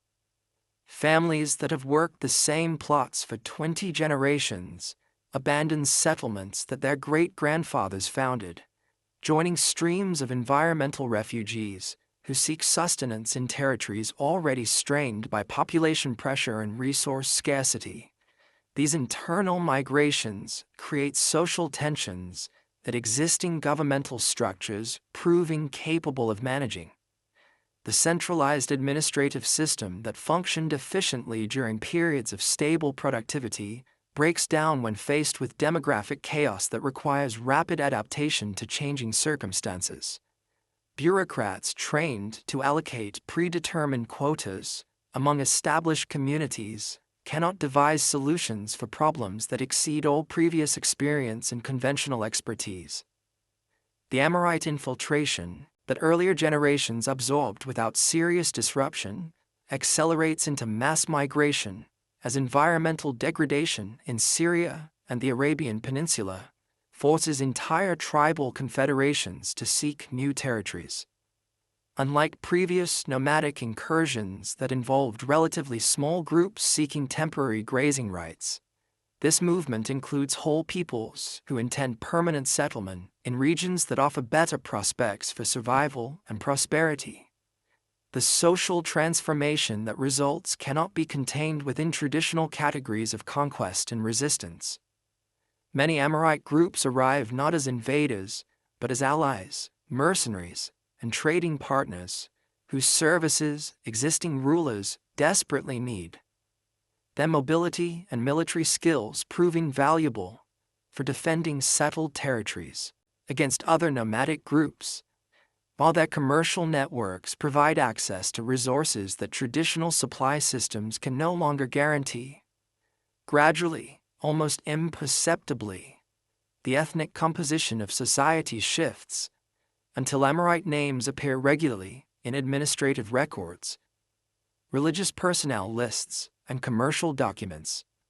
These newcomers adapt to urban life with remarkable speed, learning cuneiform writing, adopting local religious practices, and intermarrying with established families in ways that create hybrid traditions, combining nomadic and sedentary elements.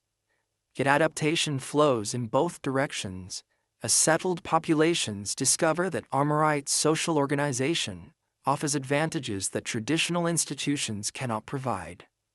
Tribal kinship networks prove more flexible than bureaucratic hierarchies when dealing with unprecedented challenges. Oral legal traditions adapt more readily to changing circumstances than written codes that reflect historical conditions or rather than contemporary needs. Most importantly, nomadic leadership methods prove more effective at coordinating diverse groups than administrative systems designed for homogeneous populations. The rise of Babylon exemplifies this synthesis at its most successful. Founded as a minor settlement on the Euphrates, sometime during the Ur-Thrudi period, the town achieves prominence only when Amorite rulers recognize its strategic potential as a center for controlling trade routes between northern and southern regions. Under Sumu Abum, the first of the Amorite dynasty that will dominate the area for 3 centuries. Babylon begins its transformation from provincial outpost to imperial capital. The early Babylonian kings pursued territorial expansion through methods that combine traditional administrative techniques with nomadic military innovations. Their armies include both disciplined infantry formations inherited from earlier periods and mobile cavalry units that reflect pastoral military traditions. Their governments employ both written law codes and oral customary practices, both centralized bureaucracies and decentralized tribal authorities. This hybrid approach proves remarkably effective at managing the ethnic and religious diversity that characterizes the post-city-state era. Rather than attempting to impose uniform standards on diverse populations, Babylonian administration accommodates local variations while maintaining overall coordination through flexible institutional arrangements. The result is a political system that achieves stability through adaptation rather than rigid control. The economic policies that emerge from this synthesis demonstrate sophisticated understanding of commercial relationships that span both sedentary and nomadic societies. Babylonian merchants established trading networks that extend from Egyptian markets to Central Asian sources, utilizing both urban commercial techniques and nomadic transportation capabilities. Their contracts reveal legal sophistication that protects participants while accommodating the practical requirements of long-distance trade across diverse territories. Yet the most significant innovation involves language policy that reflects the changed linguistic landscape of the region.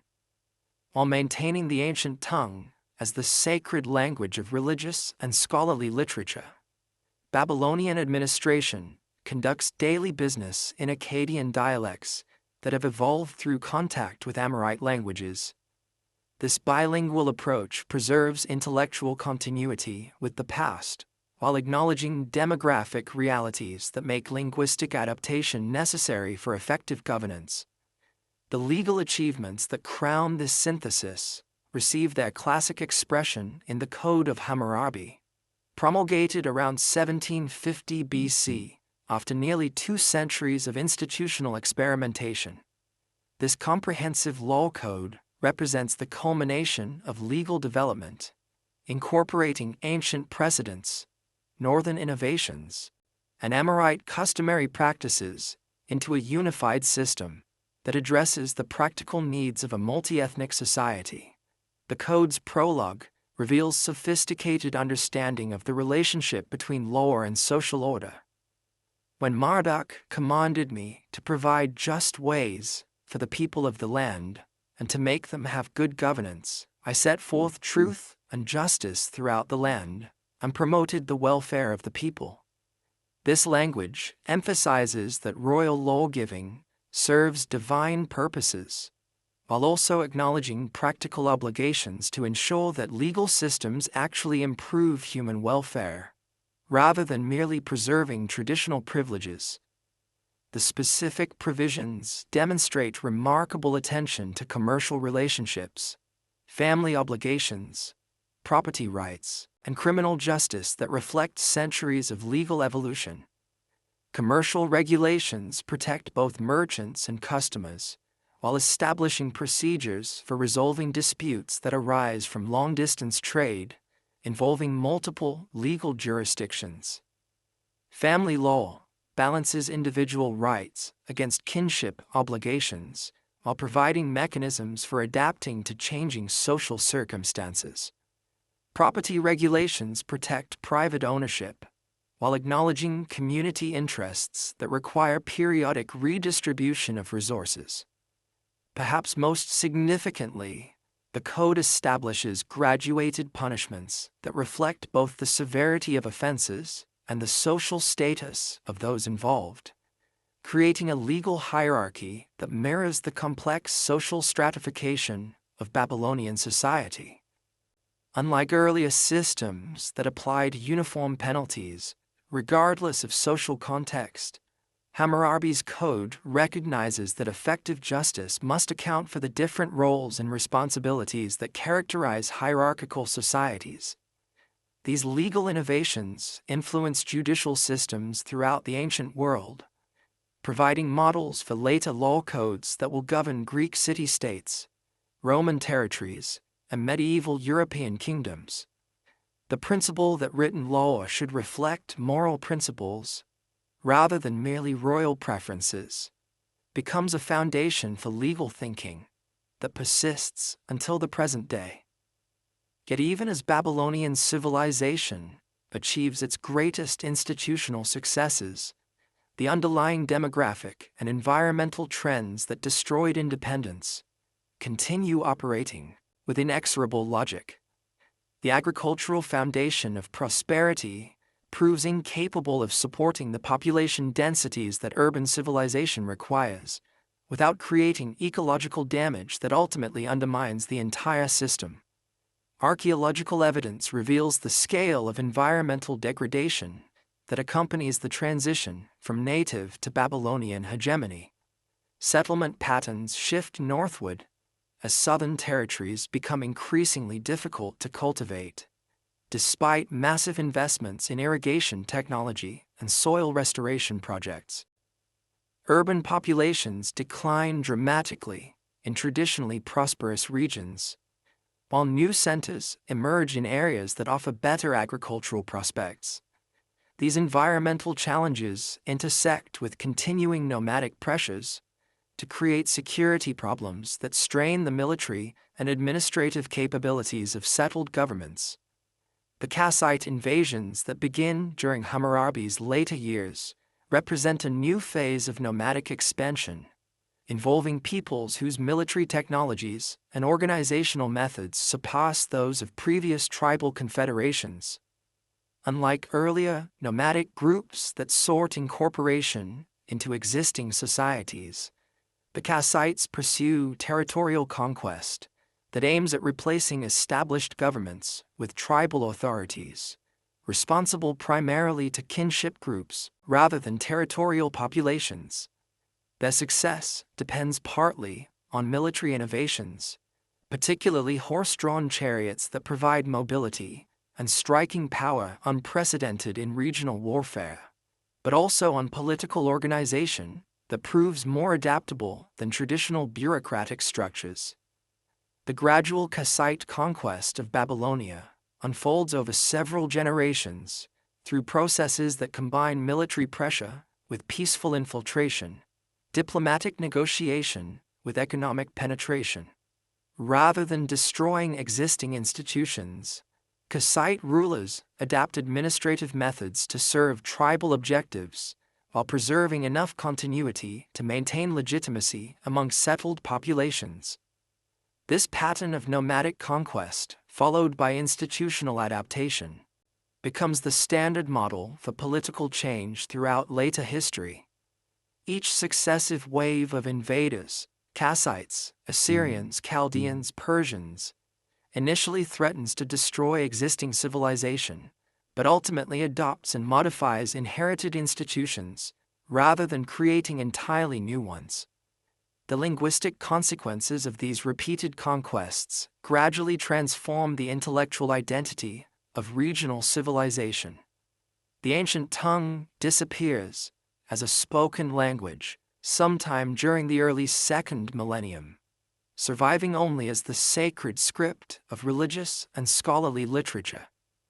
Akkadian evolves through contact with successive waves of Semitic and Indo-European languages, until it becomes increasingly distant from its classical forms. New languages, Aramaic, Persian, Greek, eventually replace older ones as the media of daily communication and commercial correspondence.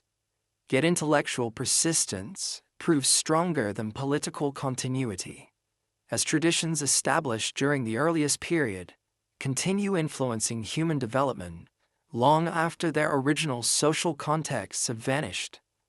The Epic of Gilgamesh survives in Akkadian, Hittite, and other translations that carry its themes of friendship, mortality, and meaning, to societies that have no direct connection with ancient urban civilization. Mathematical and astronomical knowledge, developed in the first schools, provides the foundation for scientific traditions that will eventually influence Greek, Islamic, and European scholars. The sexagesimal number system that divides hours into 60 minutes and circles into 360 degrees preserves mathematical insights in contemporary measurement systems that users employ without awareness of their ancient origins. Legal principles, established in early law codes and refined in Babylonian legislation, influenced jurisprudence throughout the ancient world and beyond. The concept that law should reflect moral principles rather than merely royal convenience. The justice requires consistent application of established standards rather than arbitrary personal decisions. That punishment should fit crimes rather than simply demonstrating power. These ideas originate in legal thinking and spread throughout subsequent legal traditions. Religious concepts developed in ancient theology continue shaping human understanding of divine-human relationships long after the gods of the region have been forgotten by all but scholars. The idea that cosmic order requires moral behavior, that earthly events reflect heavenly justice, that human beings bear responsibility for maintaining harmony between divine and mundane realms. These theological insights appear in modified forms throughout later religious traditions. Most profoundly, the urban civilization that the earliest peoples created becomes the dominant model for human social organization, despite the environmental and demographic challenges that destroyed its original manifestation. The concept that large populations can live together peacefully through institutional coordination, that specialized occupations can create prosperity through cooperative exchange, that intellectual achievements can transcend individual lifespans through deliberate preservation and transmission. These civilizational insights survive every political catastrophe and continue guiding human development into the contemporary era. The memory of ancient achievement persists in mythological and literary traditions that celebrate the wisdom and prosperity of early times, while acknowledging that such achievements remain vulnerable to forces beyond human control. The biblical account of the Tower of Babel, with its themes of technological ambition and divine judgment, reflects folk memories of ziggurat construction and urban civilization that seem to challenge the natural order itself. Similarly, flood narratives that appear in diverse traditions preserve memories of environmental catastrophes that periodically devastated societies, while also expressing faith that human ingenuity and divine mercy can ensure survival even when faced with seemingly insurmountable challenges.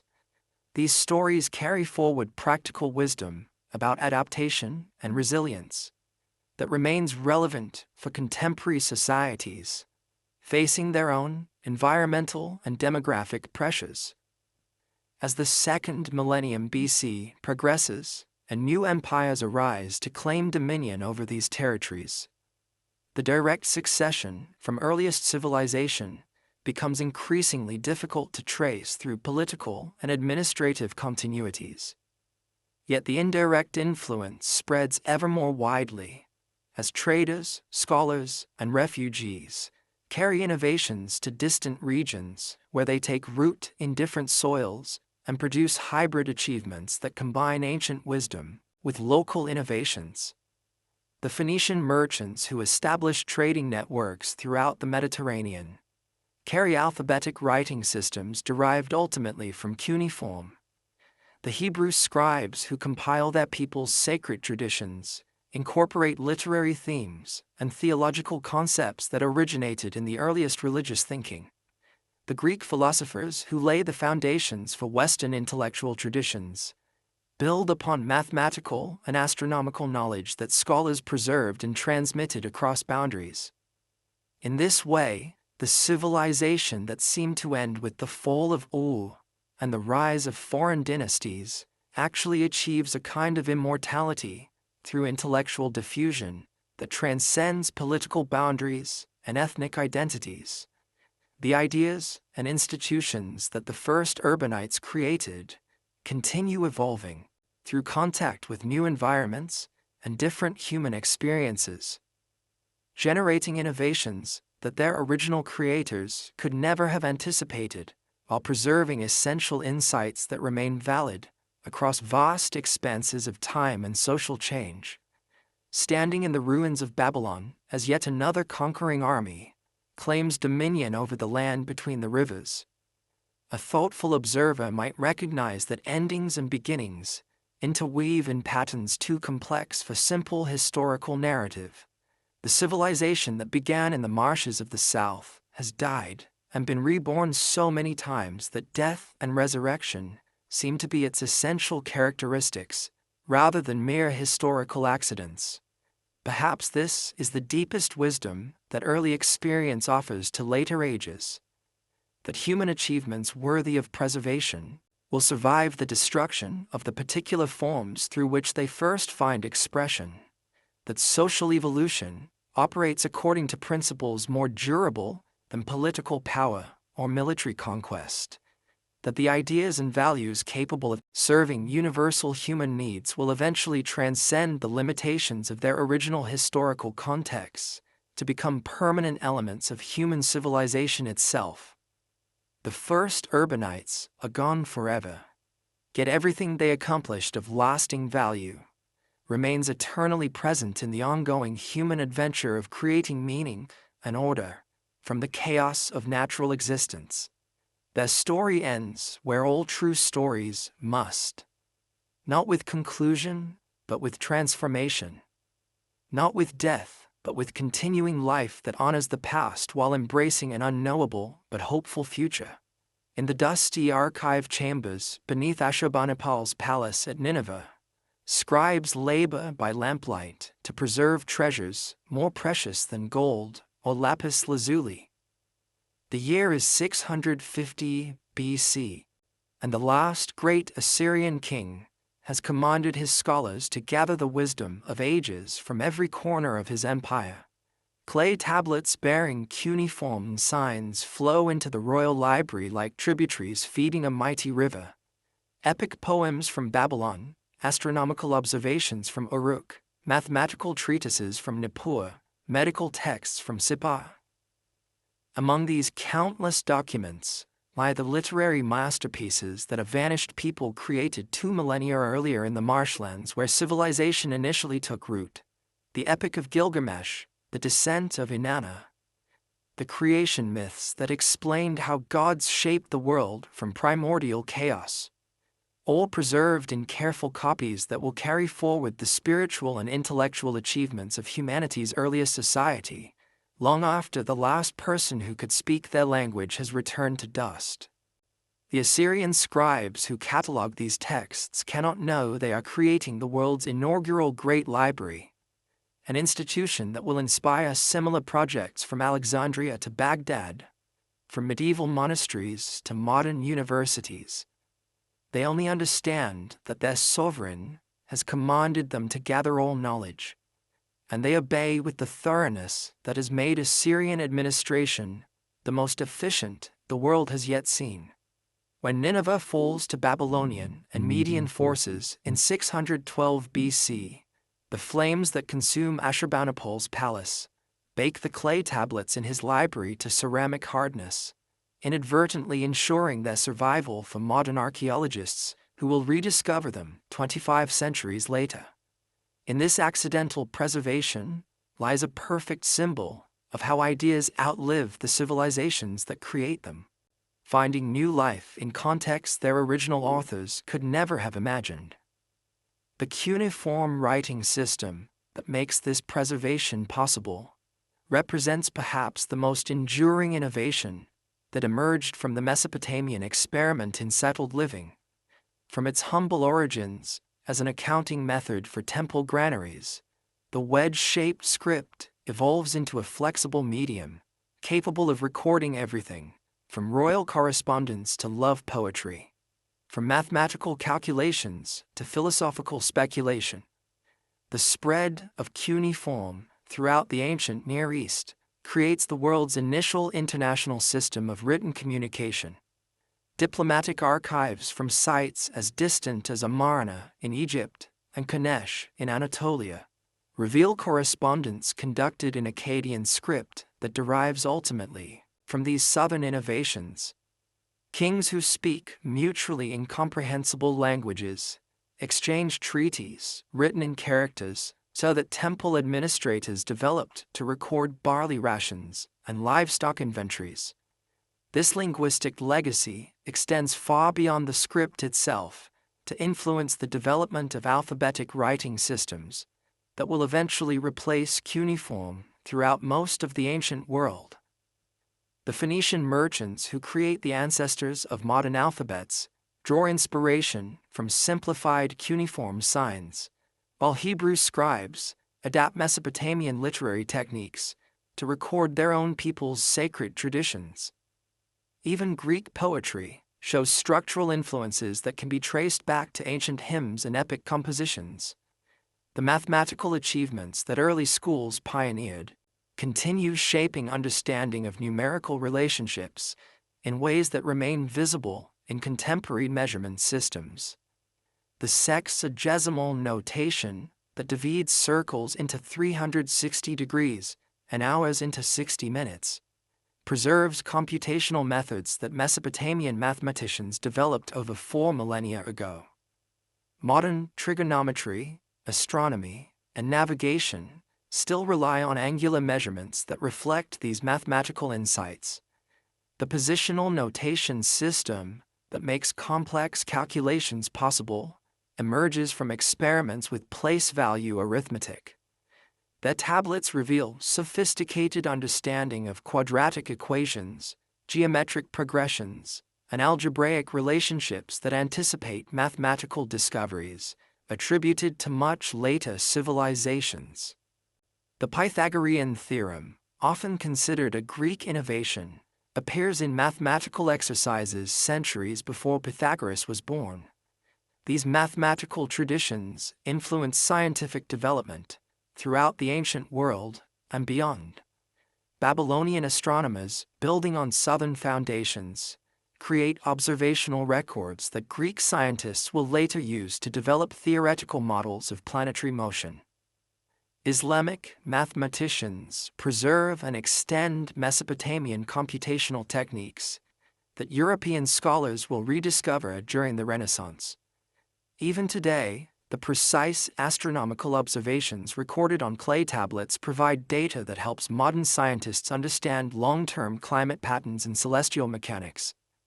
The legal innovations that began with Ur-Namma's code and reached mature expression in Hammurabi's legislation establish principles that continue governing societies despite countless political transformations. The concept that law should serve justice rather than merely expressing royal will becomes a foundational assumption for legal systems throughout the ancient world. The idea that written statutes should provide predictable standards for resolving disputes creates expectations about governmental accountability that survive every change of dynasty or political system. The specific legal mechanisms that Mesopotamian law codes developed, contracts, property rights, inheritance procedures, commercial regulations, spread throughout the ancient world through trade networks and diplomatic contacts. Roman law, which provides the foundation for most European legal traditions, incorporates principles and procedures that can be traced back to these legal innovations. Modern concepts of due process, proportional punishment, and legal equality emerge from intellectual traditions that Mesopotamian judges and legal scholars established. The religious and mythological legacy proves even more pervasive, as theological concepts influence belief systems that reach every corner of civilization. The flood narratives that appear in traditions as diverse as Hebrew scripture, Greek mythology, and Hindu sacred literature all derive ultimately from Mesopotamian sources that preserve folk memories of actual environmental catastrophes that periodically devastated early settlements, the creation myths that explain how divine powers shape the world from primordial chaos, provide templates for cosmological thinking that appear in modified forms throughout later religious traditions. The Babylonian Enuma Elish, which builds directly on Southern theological foundations, influences Hebrew creation accounts, Greek theogonies, and various other mythological systems that attempt to explain the origins and structure of the universe. Even more significant are the ethical and philosophical insights embedded in ancient religious literature. The Epic of Gilgamesh explores themes of friendship, mortality, and the search for meaning that transcend any particular religious or philosophical tradition. Its meditation on the relationship between civilization and nature, the inevitability of death, and the importance of leaving lasting achievements speaks to universal concerns that remain as relevant today as they were 5,000 years ago. The settlement planning principles that early architects developed in their initial experiments with city living establish patterns that continue governing community design throughout subsequent history.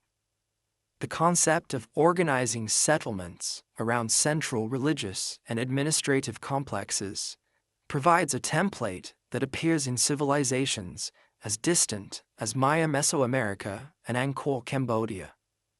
The integration of residential, commercial, and industrial districts within defensive walls creates forms that remain recognizable in medieval European towns and traditional Islamic cities.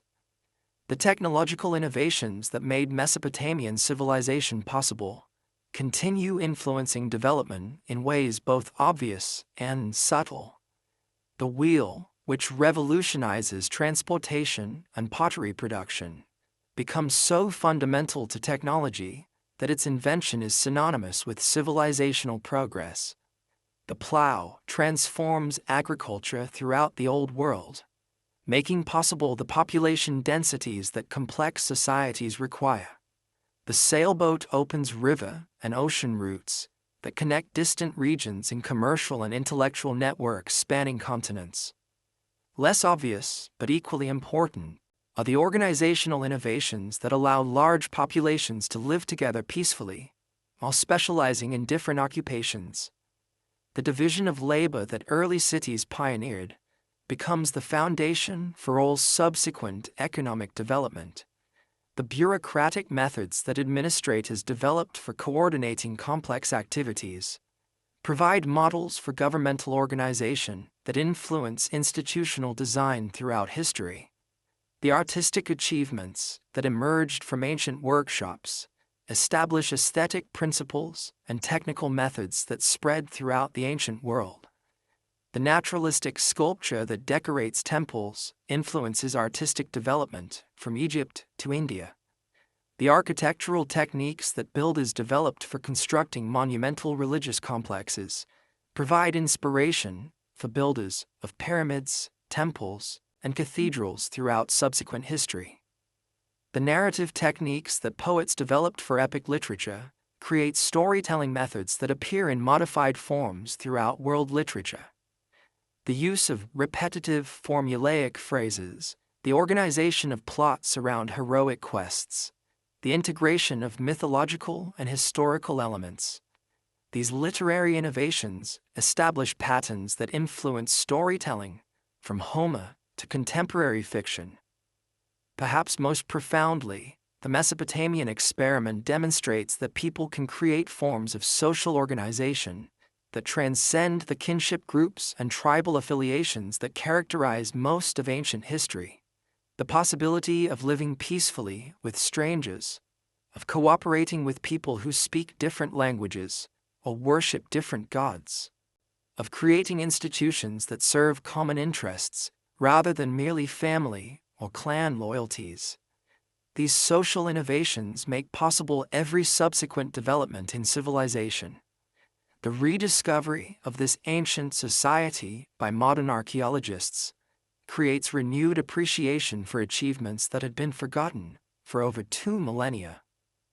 When 19th-century scholars begin excavating Mesopotamian sites, they uncover evidence of complex societies that predate anything mentioned in classical or biblical sources. The decipherment of cuneiform script reveals literary masterpieces that rival anything produced by later civilizations, while astronomical and mathematical texts demonstrate scientific sophistication that exceeds medieval European achievements. This archaeological renaissance transforms understanding of cultural development by pushing back the chronology of civilizational achievement and revealing the sophisticated institutional foundations that make settled life possible. The discovery that complex societies existed thousands of years before anything described in familiar historical sources forces reconsideration of assumptions about cultural progress and capability. The influence extends beyond academic circles to affect popular understanding of potential and cultural achievement. The Epic of Gilgamesh, virtually unknown before the late 19th century, becomes recognized as one of world literature's greatest masterpieces.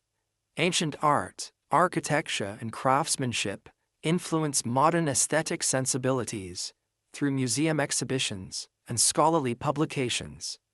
The story of humanity's initial experiment inspires contemporary thinking about planning, environmental sustainability, and social organization. Modern archaeological techniques continue revealing new aspects of achievement that expand appreciation for their innovations and insights. Satellite imagery reveals the extent of ancient irrigation systems that transformed entire regions. Chemical analysis of artifacts demonstrates trade networks that connected Mesopotamia to resources as distant as Afghanistan and Ethiopia. Computer modeling of cuneiform tablets reveals mathematical and astronomical knowledge that anticipates modern scientific understanding. The digital revolution creates new possibilities for preserving and studying textual heritage. Electronic databases make cuneiform literature accessible to scholars and students worldwide, while computer translation programs help decode texts that would otherwise remain incomprehensible to all but a handful of specialists. Virtual reality reconstructions allow people to experience ancient cities and temples as they appeared thousands of years ago. Yet the most important legacy lies not in specific innovations or achievements, but in the demonstration that creativity and cooperation can overcome seemingly insurmountable challenges. The transformation of inhospitable marshlands into prosperous centers shows that environmental limitations need not determine cultural possibilities. The development of complex institutions that coordinate thousands of people in peaceful cooperation demonstrates that societies can transcend tribal conflicts and ethnic divisions. The persistence of achievements, despite repeated political catastrophes, proves that ideas and institutions worthy of preservation will survive the destruction of the particular forms through which they initially find expression. The synthesis of practical innovation with spiritual insight, of technological achievement with artistic beauty, of individual creativity with social responsibility, creates a model for balanced development that remains relevant for contemporary societies, facing their own challenges and opportunities. Perhaps most importantly, the ancient experience reveals that civilization itself is not a finished achievement, but an ongoing process that requires constant renewal and adaptation. Each generation must rediscover for itself the insights and values that make settled life possible, while adapting inherited institutions to contemporary needs and circumstances. The specific solutions that these pioneers developed for their particular challenges may not apply directly to modern problems, but the intellectual courage and creative persistence they demonstrated provide enduring inspiration for all subsequent endeavors.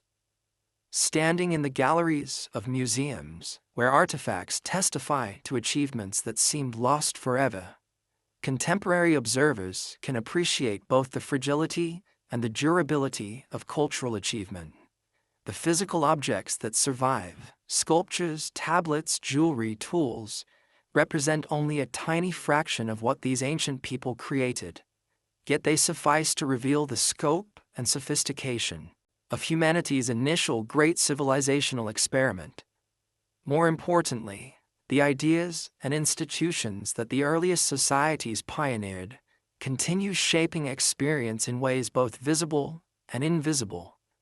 Every time we read written text, use mathematical notation, live in organized communities, or seek justice through legal procedures, we participate in traditions that began in the marshlands of southern Mesopotamia over 5 millennia ago. They gave humanity its inaugural cities, its earliest writing, its initial literature, its original legal codes, its foundational mathematics, its pioneering monumental architecture, its prototype complex institutions. They demonstrated that people could create forms of social organization more sophisticated than anything the natural world provides. That cooperation could achieve what individual effort could never accomplish. That ideas and values could transcend the mortality of their creators to influence countless generations of descendants. Their legacy lives on not as museum artifacts or scholarly curiosities, but as living elements of civilization that continue growing and adapting to new circumstances. Every settlement, every written document, every mathematical calculation, every legal procedure carries forward their innovations while extending them into realms they could never have imagined. The earliest civilization has become all civilizations, its achievements so thoroughly integrated into experience that they seem natural rather than revolutionary. Yet they remain revolutionary in their demonstration of potential. Their affirmation that creativity and cooperation can transform any environment, overcome any obstacle, and create meaning and beauty from the raw materials of existence itself.